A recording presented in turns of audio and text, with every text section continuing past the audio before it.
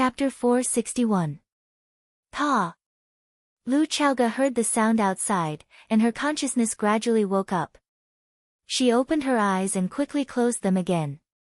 The light was too bright for her eyes to adapt. Her last memory still stayed in their car into the truck compartment, and the truck door closed into extreme darkness. Then the car swayed all the way forward. Finally, their brains became heavier and heavier, and then they all fell asleep. Now thinking about it, the truck compartment must have been sprayed with some kind of drug. The drug was sent into the car through the air conditioning gas circulation system of the Mercedes-Benz. Even without opening the door, it could make them lose the ability to resist. What is this place? She was lying on an iron bed with a white bedding on it. Although there was no object covering her body, and her body was curled up because of the cold, she was treated very well compared to the status of a kidnapped hostage. The room was simple, with a white iron table and 2 white iron chairs. There was nothing else. Lu Chaoga felt a little dizzy, as if the bed had been shaking, or the whole room was shaking gently. The door of the room was pushed open, and a tall man with a beard came in. The man was wearing a desert-colored military camouflage suit. The front of the coat was open, revealing a small black vest and strong chest muscles that were fuller than a woman's chest. On his feet was a pair of black military leather boots. The leather boots clattered on the ground, and every step seemed to make a hole in the floor. The man's left hand was holding a glass of water in a glass. The man's right hand was holding a knife, a sharp dagger with different depths of serrations. The man put the water in his left hand on the iron table in the room, then pulled out the chair and sat down. Looking at Lu Chaoga, who was sitting on the bed and looking at him with a vigilant face, he said with a smile, "We have said hello, I am the Lord God. You should remember my voice, right?" Lu Chaoga jumped out of bed, pulled out another chair, and sat down in front of the Lord God. Dignified and elegant, without any awareness of being a hostage. She pointed to the glass of water in front of her and asked, "May I?" "It's prepared for you," the Lord God said. "Drink it and detoxify yourself." Lu Chaoga picked up the glass of water and drank it in one gulp. She felt that she was really thirsty. Every cell in his body was screaming for water. The Lord looked at Lu Chaoga thoughtfully and said, "You're really not afraid of death." "We've already discussed this issue," Lu Chaoga said impatiently. "I think, as a kidnapper, your time is more precious than mine. We can go straight to the next part." The god laughed and looked at Lu Chaoga with admiration. "It's a pity that I don't like women, otherwise I would definitely like you. You're such a..." The Lord thought for a few seconds and finally came up with a suitable adjective. He said, "Superb." Whoosh, whoosh, whoosh, the sharp blade in the Lord God's hand spun into a beautiful knife flower, and said with a smile, "So I also brought a knife." Lu Chaoga looked at the Lord God and didn't respond, quietly waiting for his next move. Not impatient, not anxious, not panicked, not afraid. As she said, she was prepared for the worst. The Lord God stared at Lu Chaoga's dignified and beautiful face for a while, then said helplessly, "Meeting a hostage like you is a very unlucky thing for the bandits, because we can't find any sense of accomplishment in it. A woman who doesn't understand fear, this is the first time I've seen it. A kidnapper who talks so much nonsense, this is also the first time I've seen it," Lu Chaoga said coldly. The Lord God laughed and said, "Kidnappers also have emotions, likes and dislikes. It's because I admire you so much that I can't bear to use torture in the past. How about we choose a more peaceful way of communication?" "What kind of peaceful way of communication?" "Give me the Rubik's Cube technology, and I'll keep you alive," the Lord God said. "With the scale of your assets now, even if you hand over the Rubik's Cube, you won't have to worry about food and clothing for the rest of your life. Moreover, you are so beautiful that countless men are willing to do anything for you. Even if they lie at your feet and become a dog, they will also rush to you. I know men too well, you won't lose anything, and you can live a happier and more comfortable life." "Sounds good," Lu Chaoga said with a blank expression. "Don't you think so?" The Lord God comforted softly and said, in the years you have held the Rubik's Cube, when have you ever had real freedom? You have to follow a large group of people when you go in and out, someone has to go in and check first when you go to the toilet, and someone has to taste everything you eat first. How many assassination attacks have you experienced? How many bodyguards have you sacrificed? Why bother? You have a lot of money but you don't squander it, you have a good time but you don't enjoy it. Why do women make it so difficult for themselves? For something that is no longer important to you, you bet your beautiful little life, is it worth it? It's not important to me. Lu Chaoga said, it's important to him. Fang Yan. The Lord God's face was full of sarcasm, and his tone became contemptuous and disdainful. He said, that pretty boy. Besides having a sissy face, what else could he do? What else can he bring you? Do you need to be so devoted to such a useless man, even at the risk of dying? Lu Chaoga looked at the Lord God and said, in this world, there is hatred because of interests, but there is absolutely no love without reason. What he has done for me, you don't need to know. What I can do for him, you can witness. The smile on the Lord God's face gradually faded, and his eyes were murderous as he said in a hoarse voice, I will kill you, this is what I am best at, this is what I am willing to do for him. Lu Chaoga said. If I really die, he will be the biggest winner. As long as the Rubik's Cube is not lost, Chao Yan will not fall. I have already made a will that if anything happens to me, all the shares of Chao Yan under my name will be given to Fang Yan. In that case, he will become the largest shareholder of Chao Yan, he will gain true control of Chao Yan. The tiredness on Lu Chaoga's face faded a little, and she said in a very relaxed tone, if Chao Yan falls into his hands, it will be even more difficult for you to take away the Rubik's Cube. He is not a very easy person to talk to. The Lord God did not speak for a long time. Is this woman crazy? Of course she is not crazy. She is Lu Chaoga, the lifelong owner of the Rubik's Cube technology, the person in charge of Chao Yan technology, and a revolutionary in the field of new energy. In the second year of Chao Yan Technology's founding, she was named the Best Technology Entrepreneur of the Year by Huaxia Finance. In the third year of Chao Yan Technology's founding, she was also named the Best Entrepreneur of the Year by Huaxia Finance. Because the whole year was full of publicity and reports about the little flame of Chao Yan Technology. The United States Time magazine published her photo on the cover of the annual Christmas special issue. The advertising words were, this woman has illuminated Huaxia and will illuminate the world. Everyone knew that she was an outstanding woman, a strong woman who was worshipped by countless people. However, if you say that she is not crazy, the Lord God is not willing to believe it. Because every word she said is too crazy and too unreasonable. What love does a woman like her need? As long as they run the business well, they will have the world. Everything in the world can be taken, including men. However, she said that she is willing to die for a man. Moreover, she is very happy that if she dies, the man will inherit her inheritance and control her business. Isn't this something that only a madman can do? I don't believe it. The Lord God said. I don't believe that there will be such a person in the world, there will be such a woman. He grabbed Lu Chaoga's arm and put her palm on the table.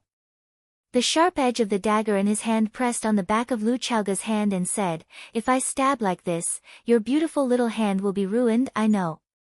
Lu Chaoga said. Now that she has prepared for the worst, what she is facing now is one of the worst. The Lord God's eyes were slightly cold, and the knife in his hand slowly pressed down. The skin on the back of Lu Chaoga's hand was cut, and blood flowed out along the sharp teeth of the knife.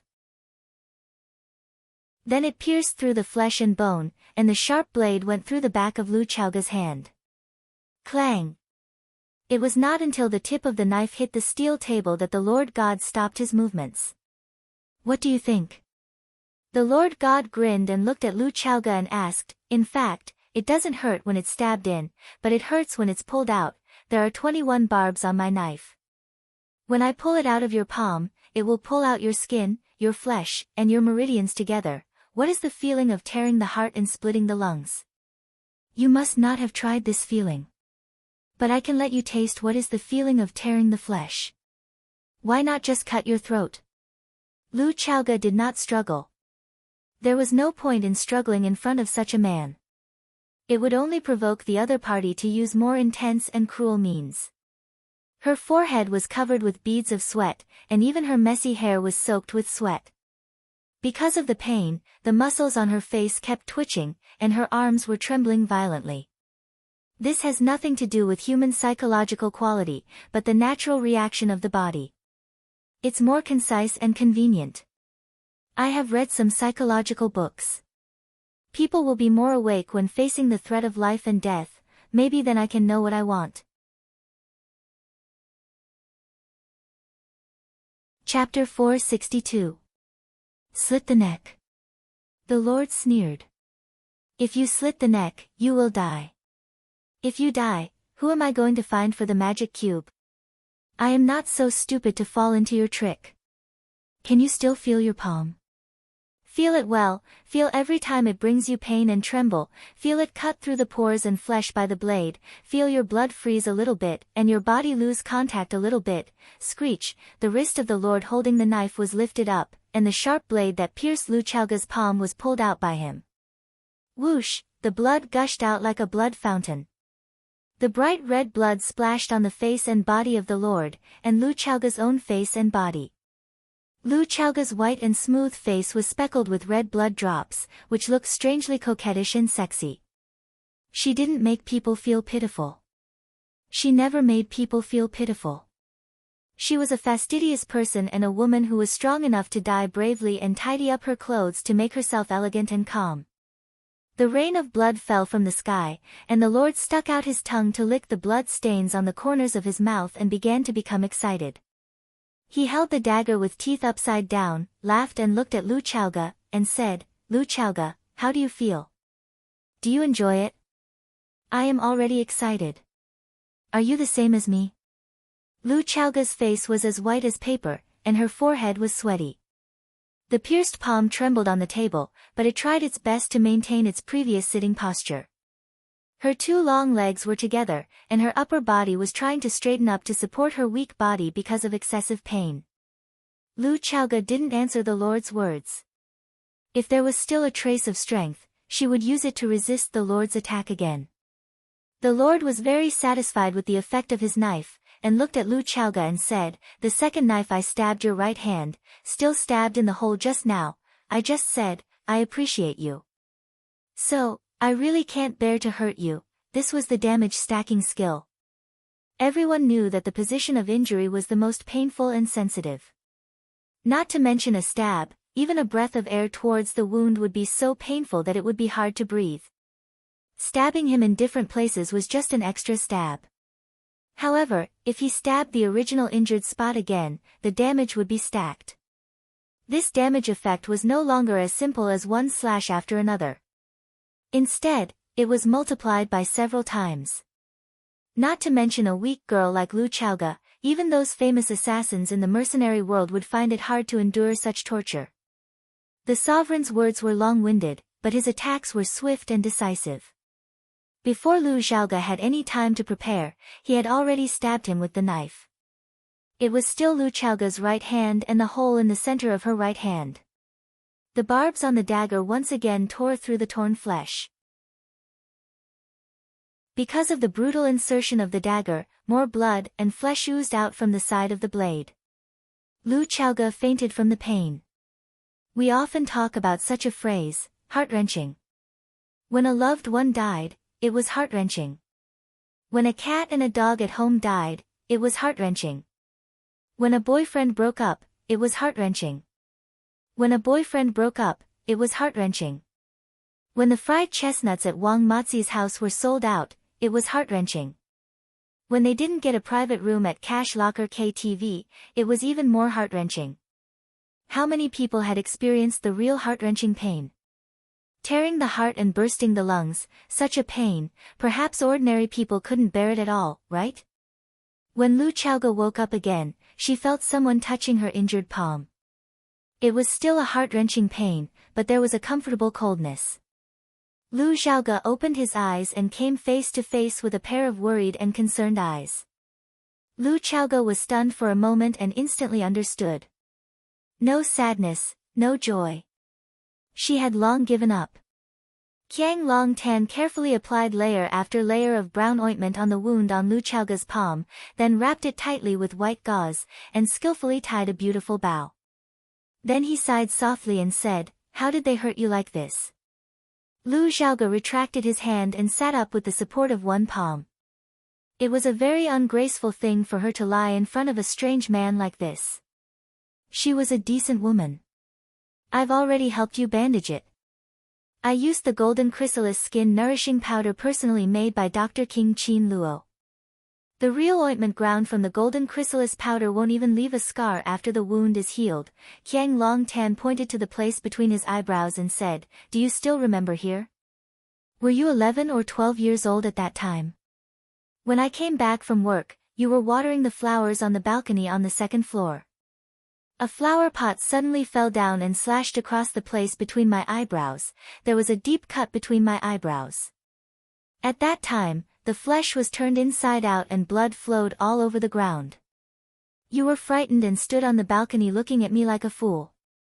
I still remember the look of panic in your eyes. I smiled and told you that I was fine. Then, your aunt took this bottle of golden chrysalis powder and bandaged it for me. She didn't even go to the hospital. Look, do I still have a scar here?" "No," Lu Chaoga said. They had lived together for so many years, how could she not know if there was a scar between his eyebrows? "Yes, there's no scar left at all. It's really a magical treasure. This kind of thing is rare nowadays. I only have this little." Qiang Long Tan put a small medicine bottle into his pocket and looked at Lu Chaoga with a smile on his face and said, "From that moment on, I knew that you wanted to kill me. If you weren't too nervous that time, if you didn't throw the flower pot in a split second, maybe you would have avenged your parents." Lu Chaoga was moved. This was the first time that Qiang Long Tan told her about the death of her parents. "Their death was done by you, right?" Lu Chaoga's voice trembled slightly and asked in a low voice. Qiang Long Tan looked at Lu Chaoga and said lightly, "Didn't you already know?" "I know." Lu Chaoga nodded. "But I want to be sure, I want to hear the answer from your own mouth."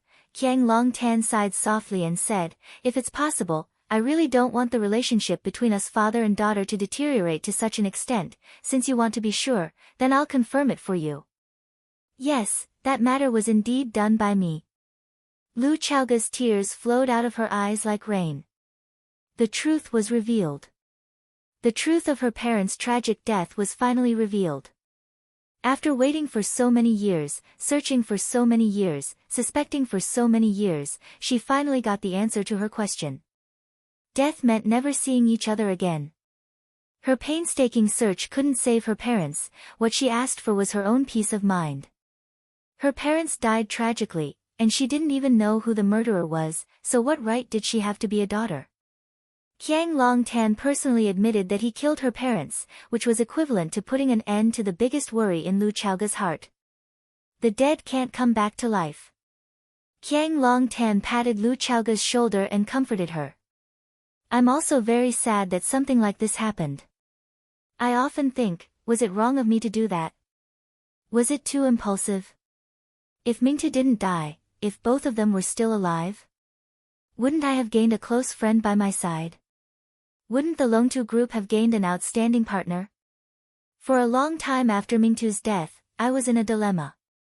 It wasn't until the real Rubik's Cube appeared that this dilemma ended. At that time, I suddenly understood something.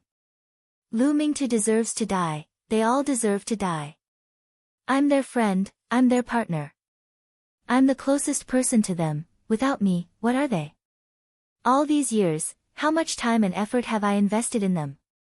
How much money and resources have I invested? They've obviously conquered the technical barrier of the Rubik's Cube, they clearly have a mature product, but they actually hid it and didn't tell me anything? Lu Chaoga, tell me, isn't this kind of person hateful? Doesn't this kind of partner deserve to die? If it were you, what would you do?" I really regret it. Why did I let them die in such a beautiful country? They should die in the cold barren mountains, die in the deserted desert, die in the stomachs of wild dogs and vultures. The kindness on Qiang Long Tan's face disappeared, replaced by a deep-seated hatred and a craziness that was about to erupt like a volcano. What have we done all these years? We've followed the wrong direction they've pointed us in, over and over again, wrong again and again. Time, I've wasted a total of 20 years. 20 years. Lu Chaoga, if I had gotten my hands on the mature Rubik's Cube 20 years ago, if I had developed the Rubik's Cube 20 years ago, do you know what would have happened? Qiang Long Tan's eyes were burning, his face full of longing as he said, the Longtu Group would have become the greatest energy technology company of this era, second to none. Qiang Long Tan would have become the greatest entrepreneur of this era, second to none. What internet legend? What real estate tycoon? Can these be compared to the inexhaustible energy industry? Qiang Long Tan reached out and hooked Lu Chaoga's neck, roaring like a madman. Lu Chaoga, can you imagine? If I had the Rubik's Cube 20 years ago, what would I have achieved now? The whole world would have to shout my name, all the influential people would have to look up to my existence. Yes, I'm the king of this world. The one and only king. Lu Chaoga, everything was ruined by your father. Tell me, don't they deserve to die?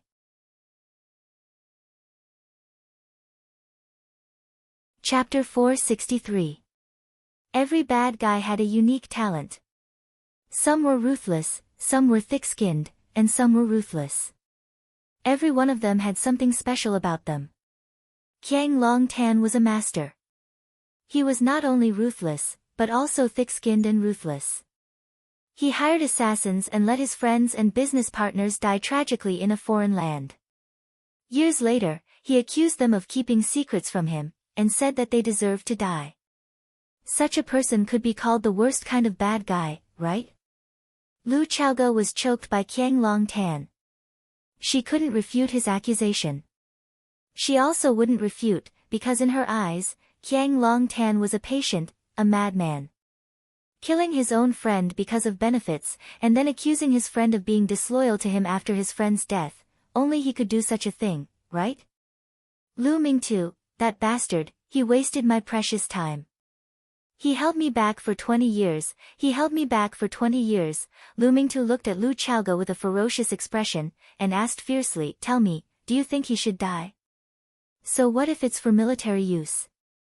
So what if it's for civilian use?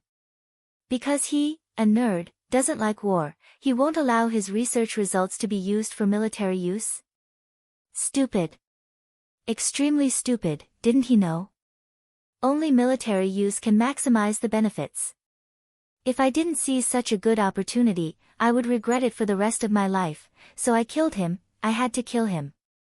If I didn't kill him, the Rubik's Cube would never be created, because he was the biggest obstacle in the research room, a traitor to our group. Still want to split? Want to split Longtu in two? That nerd, isn't he too naive?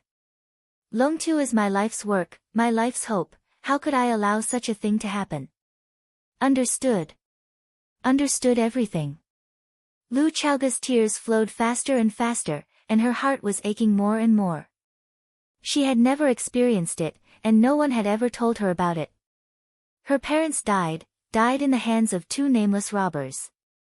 That's what everyone said. As if this was the truth of her parents' death. But she knew that wasn't the case. There must be other secrets. However, what exactly happened? Why were her parents killed? Now, she finally knew the cause and effect of the whole thing.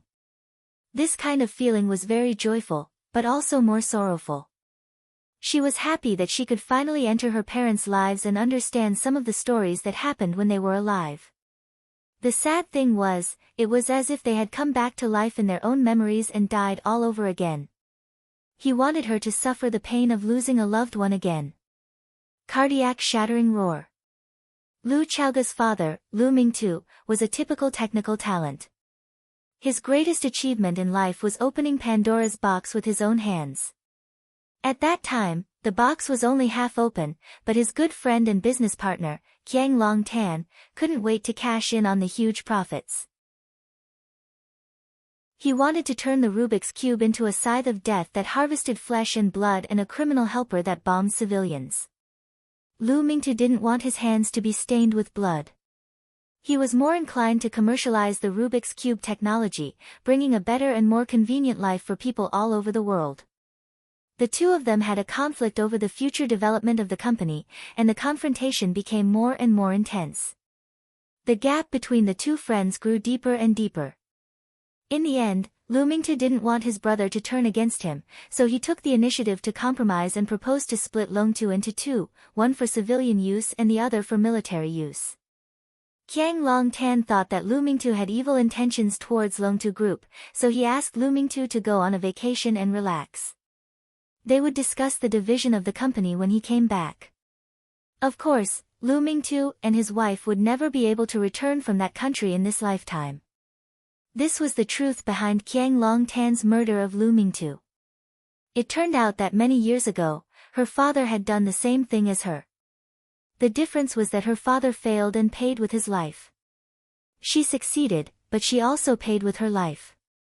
Qiang Long Tan stared at Lu Chaoga, whose face was full of tears, and said sarcastically, "What's even more ridiculous is that what Lu Mingtu insisted on preventing in the past was now accomplished by his own daughter. He didn't allow me to commercialize the Rubik's Cube technology, but he couldn't see his own daughter commercialize the Rubik's Cube with his own eyes. Lu Mingtu, if you still have a spirit after your death, shouldn't you open your eyes and take a look? Look at the surprise your good daughter has brought you. Do you regret it? Regret being an idiot and a jerk.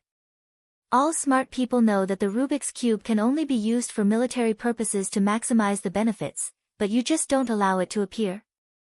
The Rubik's Cube technology was indeed commercialized for military use, but it wasn't because of Lu Chaoga's own intentions.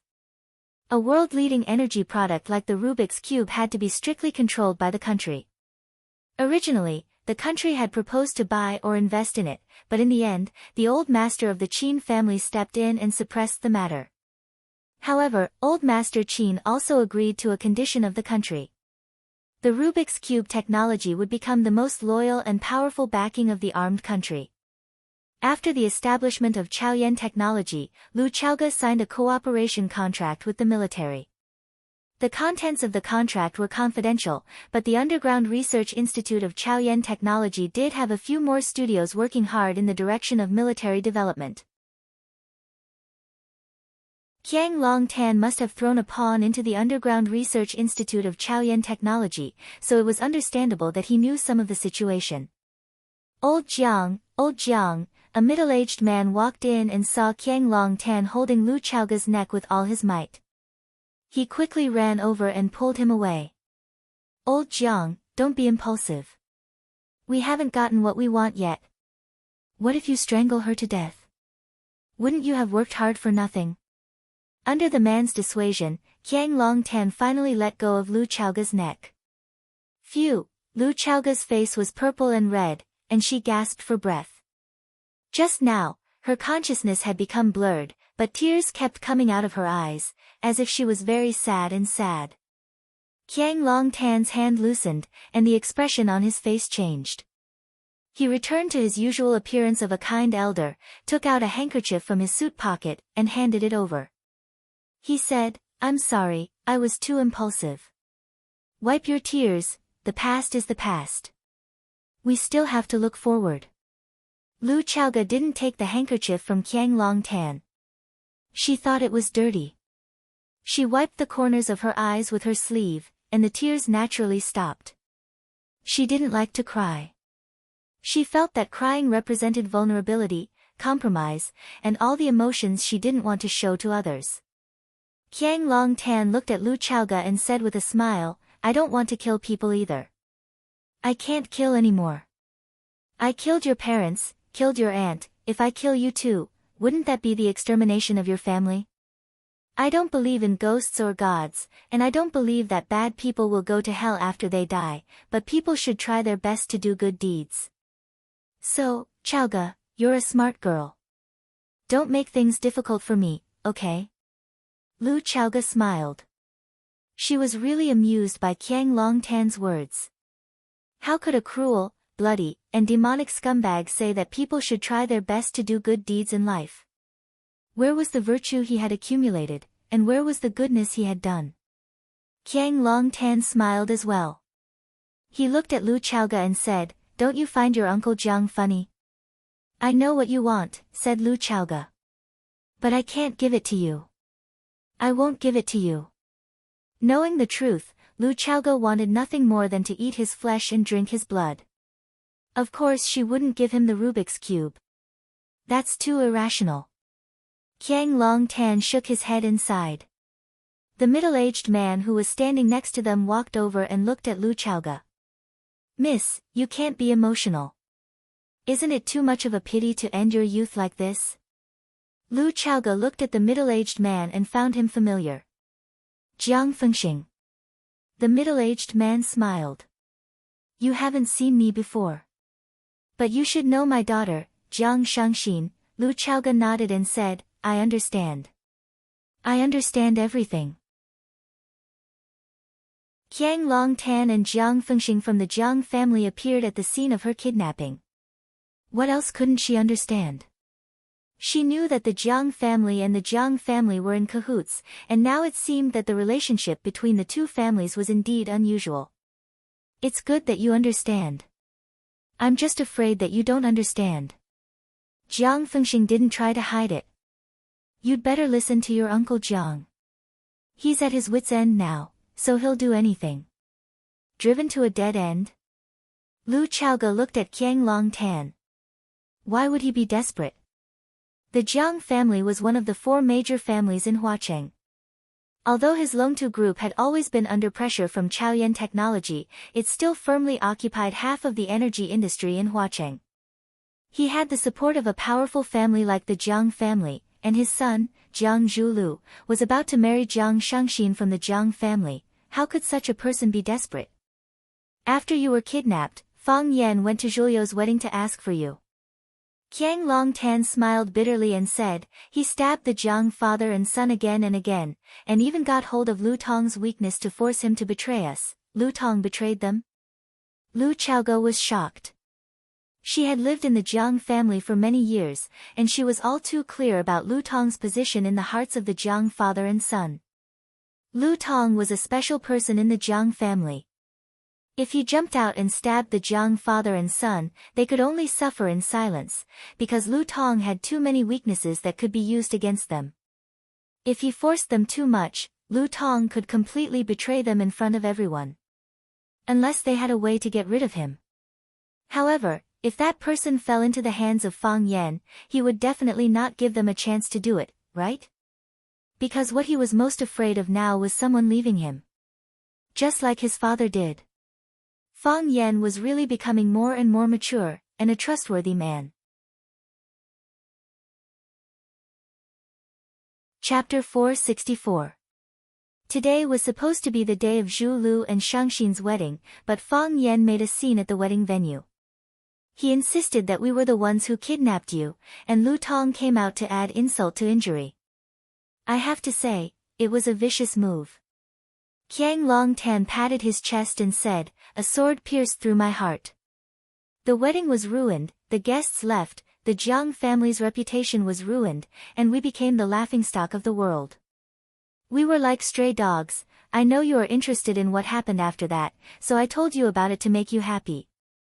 I can't help but admit that the man you've chosen is indeed better than Zhu Lu. Zhu Lu's life was too comfortable all these years, and I was there to protect him. He was not mature enough, and his methods were not vicious enough. It's okay, he is still a young man, and he still has a lot of room to grow. After experiencing this, I'm sure he'll comprehend some things. The Jiang family is finished, and so are we. Everyone says that a cornered dog will do something desperate, but what can a person do when they are desperate? I don't know either. I really don't know. Anyway, your father wanted to split up Longtu with me, so I got someone to kill him. Now that your man, Fang Yan, has taken everything away from us, only the Rubik's Cube can save me, our reputation, and our reputation.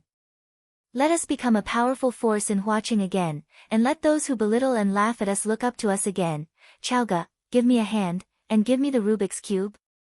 With the Rubik's Cube, Uncle will be able to regroup and achieve great things. When that time comes, you will be proud of me. I want you to die immediately. Lu Chowga stared at Qiang Long Tan and said. She had never hated someone so much, and she had never wanted someone to die so much.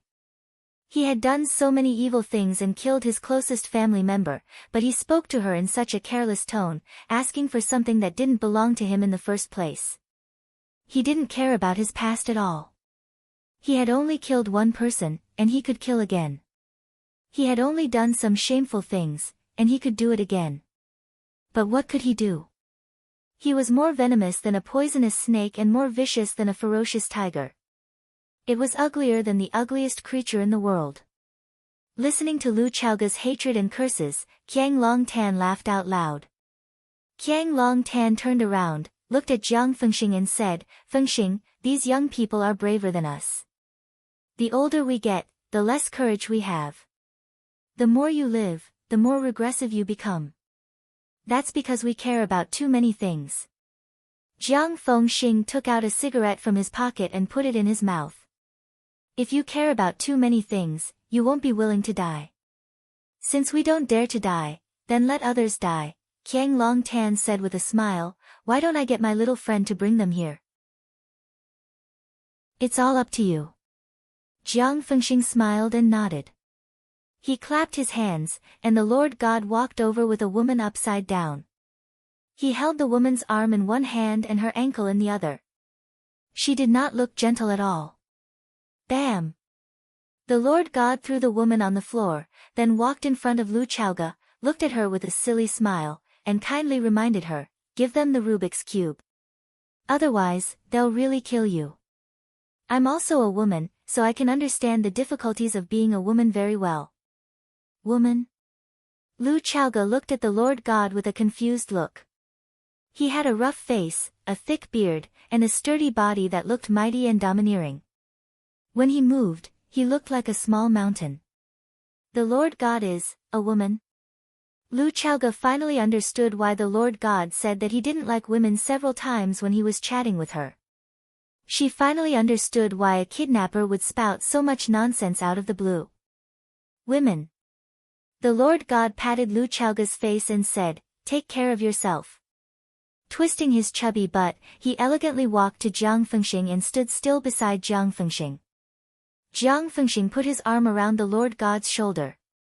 The Lord God very gently took out a lighter from his pocket and helped Jiang Fengxing light the cigarette, then said in a sweet voice, you're allowed to smoke only this one. Otherwise, you're not allowed to kiss me. Jiang Fengxing laughed and said, fine. I'll listen to you and only smoke this one. As he spoke, he hugged the Lord God tighter in his arms. The Lord God giggled and rubbed his sturdy body against Jiang Fengxing's chest. The two looked at each other in the eyes. Lu Chowga turned her face away, not daring to look again. These kidnappers didn't look like kidnappers at all. After such a fall, the woman on the ground slowly woke up. And Jing, the assistant who was kidnapped with Lu Chowga. She saw Lu Chowga sitting on the iron bed and hurriedly shouted, boss. She rushed in the direction of Lu Chowga, but was kicked out by Qiang Long Tan. And Jing's body retreated and then heavily hit the iron table in the middle of the room. Qiang Long Tan slowly walked over. When Jing was about to get up, he grabbed her hair and pressed her body against the table again. Qiang Long Tan's body was on top of Jing's body. He looked at Jing's pretty face at close range and asked with a smile, are you afraid? Let me go. Jing struggled desperately. But how could her strength be greater than Qiang Long Tan's? No matter how hard she tried, she couldn't lift Qiang Long Tan's body from her chest. Your life is not in my hands, but in Lu Chowga's hands. Beg her. As long as you are willing to beg her, she will plead for you. I will let you go. You won't die. Qiang Long Tan tightened his grip on Jing's hair as he roared, beg her, quickly beg her. Don't even think about it. Jing's hair was pulled off, but she still gritted her teeth and persisted. Very good. You're as stubborn as your boss, Qiang Long Tan said with a smile. He took out a knife with his right hand and cut off the hair in his hand. Swish. Swish. Swish. His right hand brandished the knife randomly, and Njing's long hair quickly turned into a hedgehog's head. It was like cutting chives with a kitchen knife. It was messy and messy. Njing screamed in shock, but she couldn't escape Qiang Long Tan's grasp. Lu Chaoge was just about to jump off the bed to help Njing, but before she could do so, bang! A dagger was stabbed into the bedding between her legs. It was less than a centimeter away, and the dagger could have pierced into her calf bone. The chief god glanced at Lu Chaoge and said in her sweet voice, "Don't move. Don't move. I can't guarantee that I'll stab so accurately every time." Lu Chaoge panted heavily as she sat motionlessly on the spot. Qiang Long Tan pressed down on Njing's head and raised the dagger to stab down. He said, "There's an art in the western regions called scalp painting. I've admired it for a long time, but I've never had the chance to see it. An old friend told me that he saw with his own eyes a foreign monk painting a blood-bathed peony on his scalp. Today, I'll paint a painting on your scalp. What do you think I should paint?" Njing couldn't answer, and her cries became even more tragic. Painting on the scalp. Just the thought of it made one's hair stand on end. "Stop!" Lu Chaoge shouted. The tip of the dagger in Qiang Long Tan's hand had already sliced through Njing's scalp. Blood dripped down the dagger, making for a shocking sight. The dagger in his hand stopped as he looked at Lu Chaoge and asked, "I knew you were a good child. You're cruel to yourself, but very kind to others. Why? Did you agree to give me the Rubik's Cube? Didn't you want to try painting on your scalp?" Lu Chaoge looked at Qiang Long Tan and said, "Paint on my head. It's more convenient if I don't move." Qiang Long Tan hated the words "unafraid of death." However, he had to admit that such people really existed. For example, Lu Chaoge in front of him. Qiang Long Tan rejected Lu Chaoge's request and said with a smile, "Chaoge, I'm not joking with you. I'll really kill her." "I know you're not joking," Lu Chaoge said, "you'll definitely kill us. Whether I say it or not, you won't let us go back alive. The moment you appeared in front of me with your true faces, I knew we wouldn't be able to live." Lu Chaoge was a smart person. Smart people tend to have more worries than ordinary people. For example, the moment she saw Qiang Long Tan, she knew that she wouldn't be able to leave this place alive. Qiang Long Tan was a hypocrite, and a hypocrite cherished his reputation the most. The fact that he appeared in front of Lu Chaoge without any disguise meant that he already had the intention to kill her. Qiang Long Tan smiled bitterly and said, "You really know me well." "That's right, this is indeed my style of doing things. We didn't wear masks because we didn't feel the need to hide anymore. Before you leave, there are a lot of things I need to clarify with you. You're a good girl, and I don't want you to leave with grief and regret. I know you're not afraid of death, and I know your followers are very brave, but, Chaoge, there are many kinds of death. There's also another kind, which is living a life worse than death. What kind of pain was living a life that was more difficult than death?" The knife in Jiang Longtan's hand was slicing at Njing's scalp, preparing to complete the work in his heart. He said, "Look, painting on a scalp. This feeling is worse than death. The painting is done, and the person is still alive. The blood is the most natural paint. Lu Chaoge, have you ever seen a painting like this?" "Bastard," Lu Chaoge cursed through gritted teeth. When a person was this shameless, there was nothing anyone could do about it. Before, Qiang Long Tan had to pretend to be a good person and maintain his great image, so he had to suppress the evil in his heart. Now, he could finally display his talent for evil without any scruples. Chapter 465. When Qiang Long Tan was focused on completing his masterpiece, Feng Xing also patted the Lord God's bearded face and said, "Old Jiang is busy, we can't be idle. Go, bring those two guys over." Since Miss Lu likes acting so much, let's also add some fun to her. The Lord God laughed and said, that will be lively. He turned around and quickly returned with 2 men in black who were tied up tightly. He threw the 2 men in black on the ground, letting them struggle and twist. The rope was made of high-tech fiber, the more intense the resistance, the tighter the binding. These were Lu Chaoga's driver Zheng Xiang and bodyguard Bookworm, both of whom were also kidnapped with Lu Chaoga. The driver Zheng Xiang was still trying, and Bookworm stopped moving after a little testing. Before having the confidence to break out in one fell swoop, try not to do anything suspicious. If the opponent is angered, it is likely to bring danger to your own life.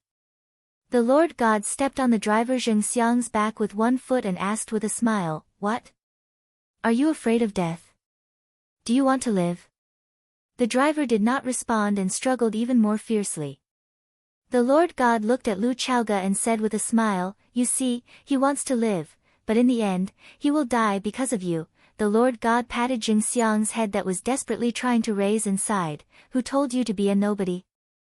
The fate of a nobody is just a way to be cannon fodder. It has been like this since ancient times." The Lord God's knees bent slightly and the sharp blade in his hand stabbed down. Screech, the sound of the sharp blade cutting through flesh was heard. The dagger with 21 barbs stabbed into the driver Zheng Xiang's back. Zheng Xiang's raised head paused in mid-air for 2 seconds and then fell down heavily. His body twitched violently on the floor, and his mouth vomited large mouthfuls of bright red blood. Screech! The Lord God pulled out the dagger from Zheng Xiang's body without hesitation. The barb brought out pieces of meat and a pool of blood.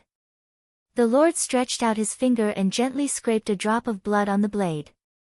He put it in his mouth and sucked it. He turned to look at Lu Chaoga and said, "Look, you killed him. No matter what, this is a human life." Zheng Xiang's back was bleeding, and Lu Chaoga's heart was bleeding. She had experienced such a scene countless times, and every time she experienced it, she would feel a deep sorrow that was hard to suppress. Humans were not animals, so why did they have to kill each other? That taciturn but loyal driver, what crime did he commit? For the sake of profit, they could casually take away other people's lives. "You will get what you deserve," Lu Chaoga said through gritted teeth. She bit her tongue, and her mouth was filled with the sweet taste of blood. She had purposely bitten her tongue. That was the only way she could remain rational and clear-headed. "You will all die a horrible death. That's a matter for the future." The Lord God said with a smile, "I said I like to kill. But you didn't believe me. Look, my interest is now completely aroused by you. What game is more addictive than this?" The Lord God walked up to the bookworm and stepped on the Lord God's chest with one foot like before. He said, "I just pierced his heart from the back. This time, I will stab you through the heart from the front. While you look at me, let me stab you through the heart. At that time, you are not completely dead, and your brain can still stay awake. I will pull out the knife when you look at me, and then, you can hear the sound of rustling flesh and the knife rubbing against each other. Have you used a knife to cut a piece of paper? Have you used a knife to cut tofu? Yes, that's the sound. These are all my leftovers." The Lord God said. "Do you have any new tricks?" The Lord God looked at the bookworm's calm eyes, smiled and nodded, and said, "I almost forgot. You are different from them. You used to be brilliant, the king of the mercenary world. The king of soldiers returned and became a dog of the Qin family, but I still respect you. Tell me, how do you want to die?" The bookworm thought about it seriously and said, "When I was in North Africa, I often played a scarecrow game with people. You would stab people with knives, and the one who could stab the most and still survive was the winner. The person with the most knives was the final winner, the scarecrow. When I played before, I was the winner every time. My highest record was 412 knives. However, I used to be the stabber, and never had the chance to become a scarecrow. Why don't you help me today?" The Lord God's face was full of excitement, and his eyes glowed with excitement. He liked to kill people, and he liked to kill different people, and he liked to kill different people. He had heard of this scarecrow game, but he had never played it. This was not only a novel way of killing, but it also challenged the psychological quality and knife technique of the stabber. Stabbing a knife into a person's body over and over again and not killing them immediately, just thinking about it made one's blood boil. If the stabber's psychological quality was not up to standard, or the knife technique was not agile and delicate enough, it was easy to stab people to death. Moreover, the bookworm said that his highest record was 412 knives. How many knives could he stab? Could he break the bookworm's record? Those who were skilled were bold. As a swordsman, he was itching to compete with his opponent. The Lord God was hesitating whether to agree to the bookworm's request for death, but Feng Xing stopped him from behind and said, "Don't be bewitched by him, he just wants to buy some time for Lu Chaoge with his own death." Stabbing a person hundreds of knives and not killing them immediately is a contradiction in itself. I'm afraid it will take a lot of time, right? By time. The Lord God sneered and said, "What can they do? Even if they are given more time, what can they do?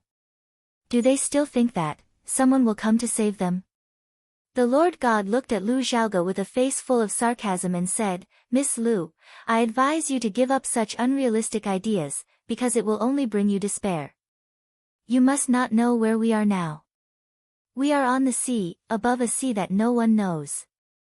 Even if your little lover turns watching upside down, he can't find your whereabouts, nor can he find this place. Even we don't know where this is, how could he know?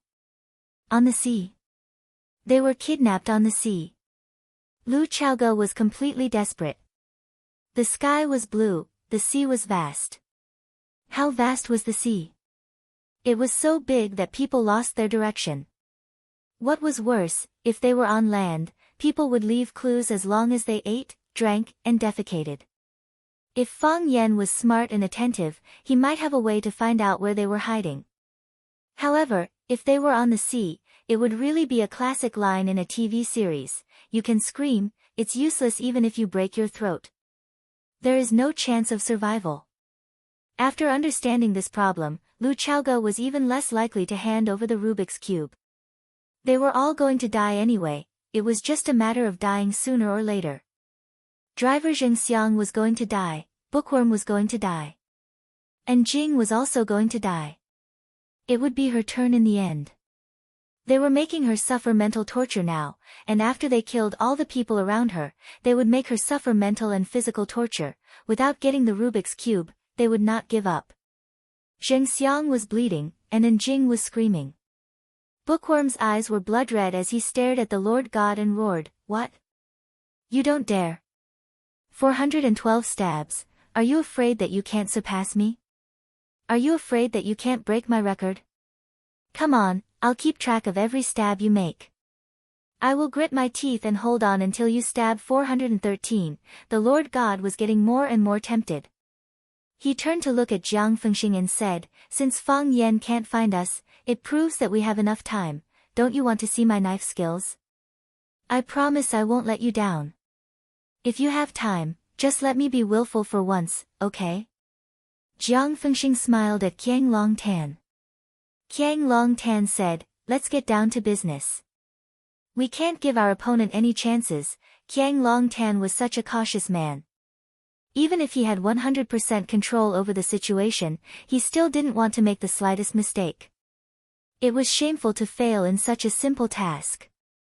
"What a shame," the Lord God licked his lips and looked at Bookworm. "Seems like I can't let you have your way, coward."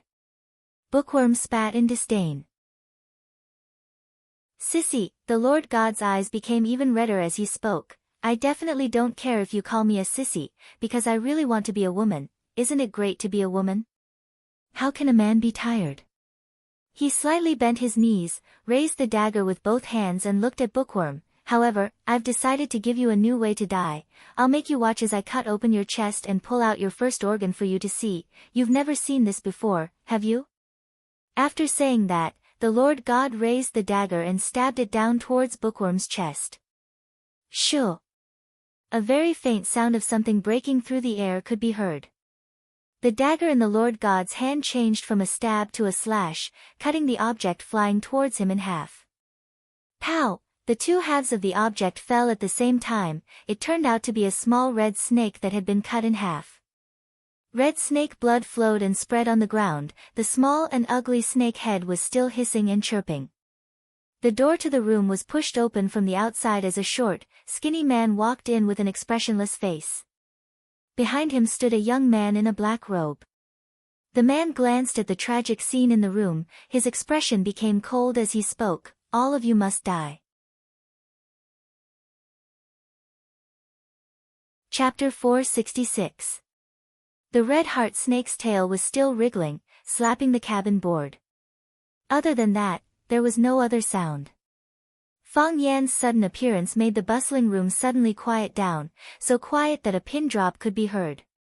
Why did Fang Yan come? Fang Yan really came. And Jing's head was dripping with blood, but she stopped screaming.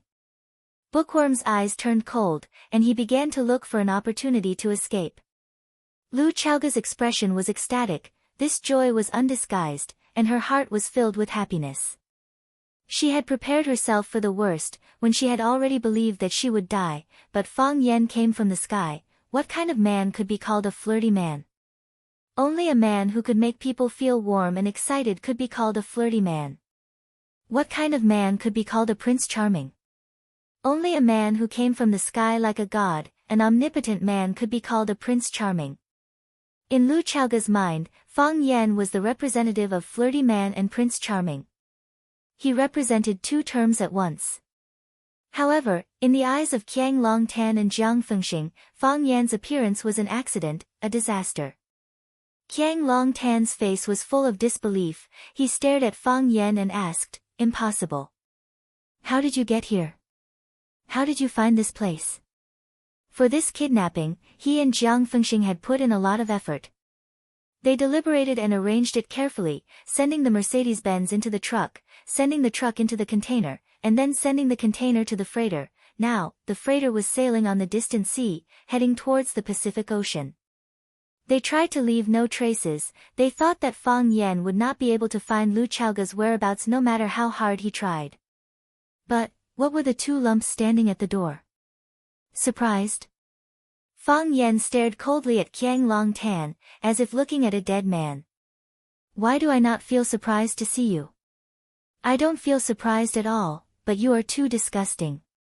"You knew it was me?" Qiang Longtan's mind spun rapidly. The moment Fang Yan appeared, he had already thought of the cause and effect of the matter and various possibilities. Is there even a need to guess? Although you have repeatedly said in the media that you are willing to deepen the cooperation with Chao Yan, but everyone knows that you are greedy for the Rubik's Cube. Chao Yan and Lu Chaoga have been in constant trouble for the past few years, and the number of engineers who died in Chao Yan's underground research facility is uncountable. If it weren't for the support of the Qin family, the research facility would have fallen into a difficult situation where there were no engineers available. I don't want to believe that the Jiang family played a part in this. Qiang Longtan stopped what he was doing. He was still not good at being an artist. His hands were covered in blood, and even the blade of the knife was dripping with blood. Everyone is doing it. If our Jiang family doesn't do it, wouldn't we be too different? Qiang Longtan said with a smile. He released the silence. He knew that he no longer had a chance to kill Jing. Besides, whether Jing died or not, he really didn't care at all. Jing got up from the table and ran to Lu Chaoga's side. Lu Chaoga immediately helped her bandage. Snake Lord took out a gray porcelain bottle from his pocket and threw it over. After Lu Chaoga caught the bottle, she uncorked it and poured the entire bottle of powder onto Jing's head. After quickly bandaging Jing, Lu Chaoga rushed to Zhengxiang's side and flipped his body over. Lu Chaoga reached out and found that Zhengxiang's heart had stopped beating and his breathing had stopped. His body was cold, and it seemed that he had been dead for some time. His eyes were wide open, and he died with a grievance. Lu Chaoga closed his eyes and took off her suit jacket to cover his face. You had long guessed that it was me, so you caused a scene at the wedding and forced the Jiang father and son into a desperate situation. I had no choice but to take the risk and pin all my hopes on Lu Chaoga's Rubik's Cube. If it weren't for the Jiang family's passive position after the wedding incident, I wouldn't have been in a hurry to get a result. I would have locked them up for 3 to 5 months, or even a year and a half. My greatest strength is patience, and I was confident that I would eventually defeat and convince them. If I hadn't come, you would never have found this place. So, this was also part of your plan. You used the trick of chasing the tiger down the mountain to find Lu Chaoga's whereabouts from me. Qiang Long Tan looked at Fang Yen with a puzzled look and said, "What I don't understand is, how did you find this place?" This was an uninhabited sea. Without someone to navigate and guide them, it would have been impossible for them to reach this place. How did Fang Yen do it? Was there a traitor by his side? Qiang Long Tan inadvertently glanced at Jiang Fengxing and ruled out this possibility. If the plan to kidnap Lu Chaoga was made by him, then the real executor was Jiang Fengxing. Jiang Fengxing was more invested in this than himself, and he had a lot of benefits on Lu Chaoga. What reason did he have to betray him? Betray the plan to kidnap the goddess?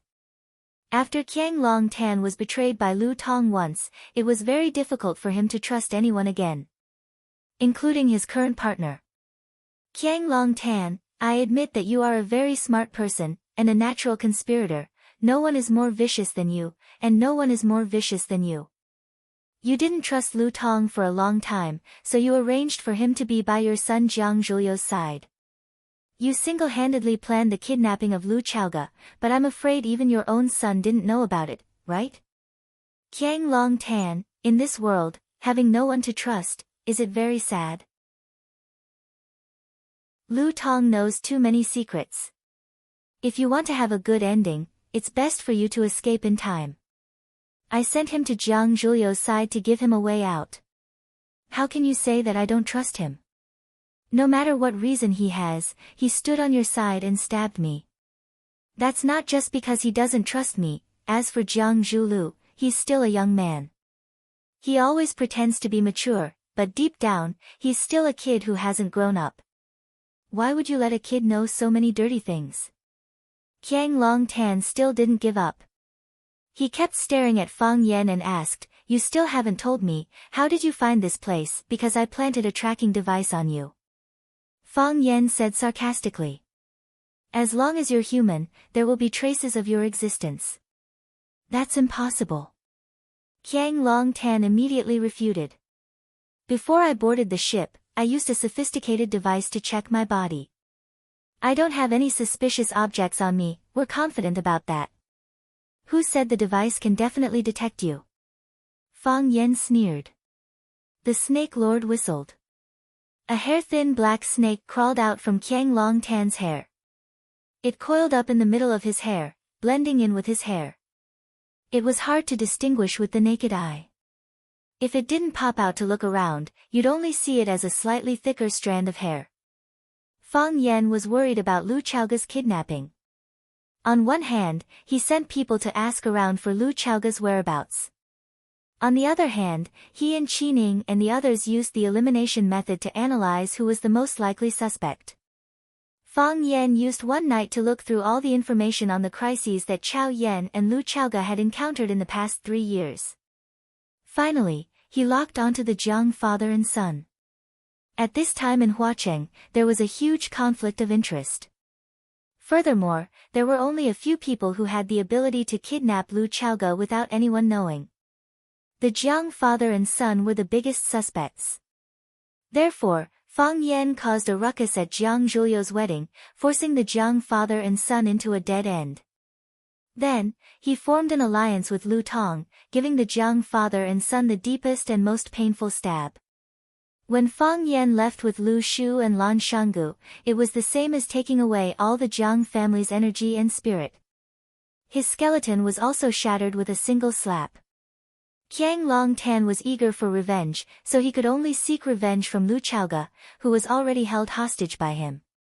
At the wedding venue, when Jiang Longtan jumped down from the stage and wanted Fang Yen to punch and kick him a few times, the two of them were very close to each other, giving Fang Yen an opportunity.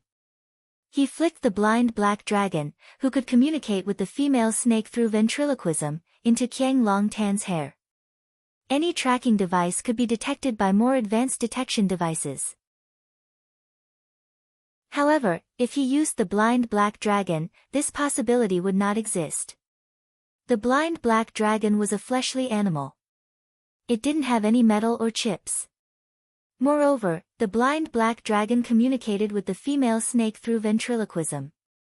As long as its abdomen wriggled, it would produce a special wave. When the female snake received the wave signal, it would follow. After Fang Yen placed the blind black dragon on Qiang Long Tan, he ordered Snake Lord to monitor him closely. Sure enough, Qiang Long Tan didn't make them wait for too long.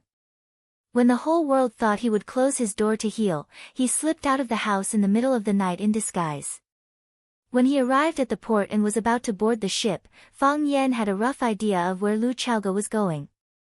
However, the sea was vast. It was easier said than done to find a person or a ship on the surface of the sea. If they were too close, they would be easily discovered. If they were too far away, they would easily lose track of them. Qiang Long Tan was too cunning. They had to spend a lot of effort to follow behind him without him noticing. However, it would still take a lot of time to find the cargo ship. Fang Yen and the Snake Lord took the boat and circled the sea for a long time before they finally confirmed their target.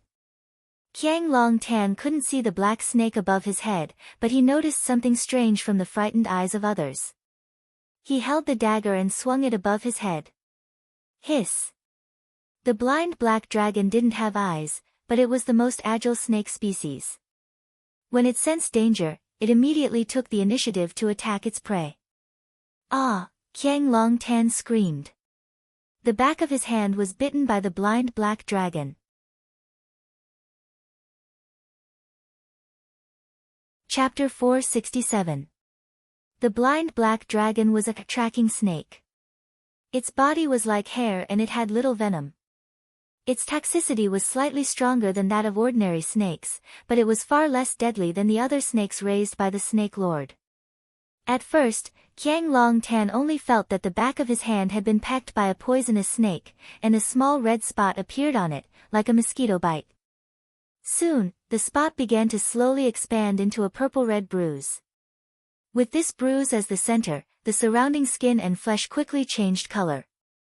In the end, the whole palm turned pitch black, as if it had been dyed by ink. Qiang Long Tan's expression was horrified.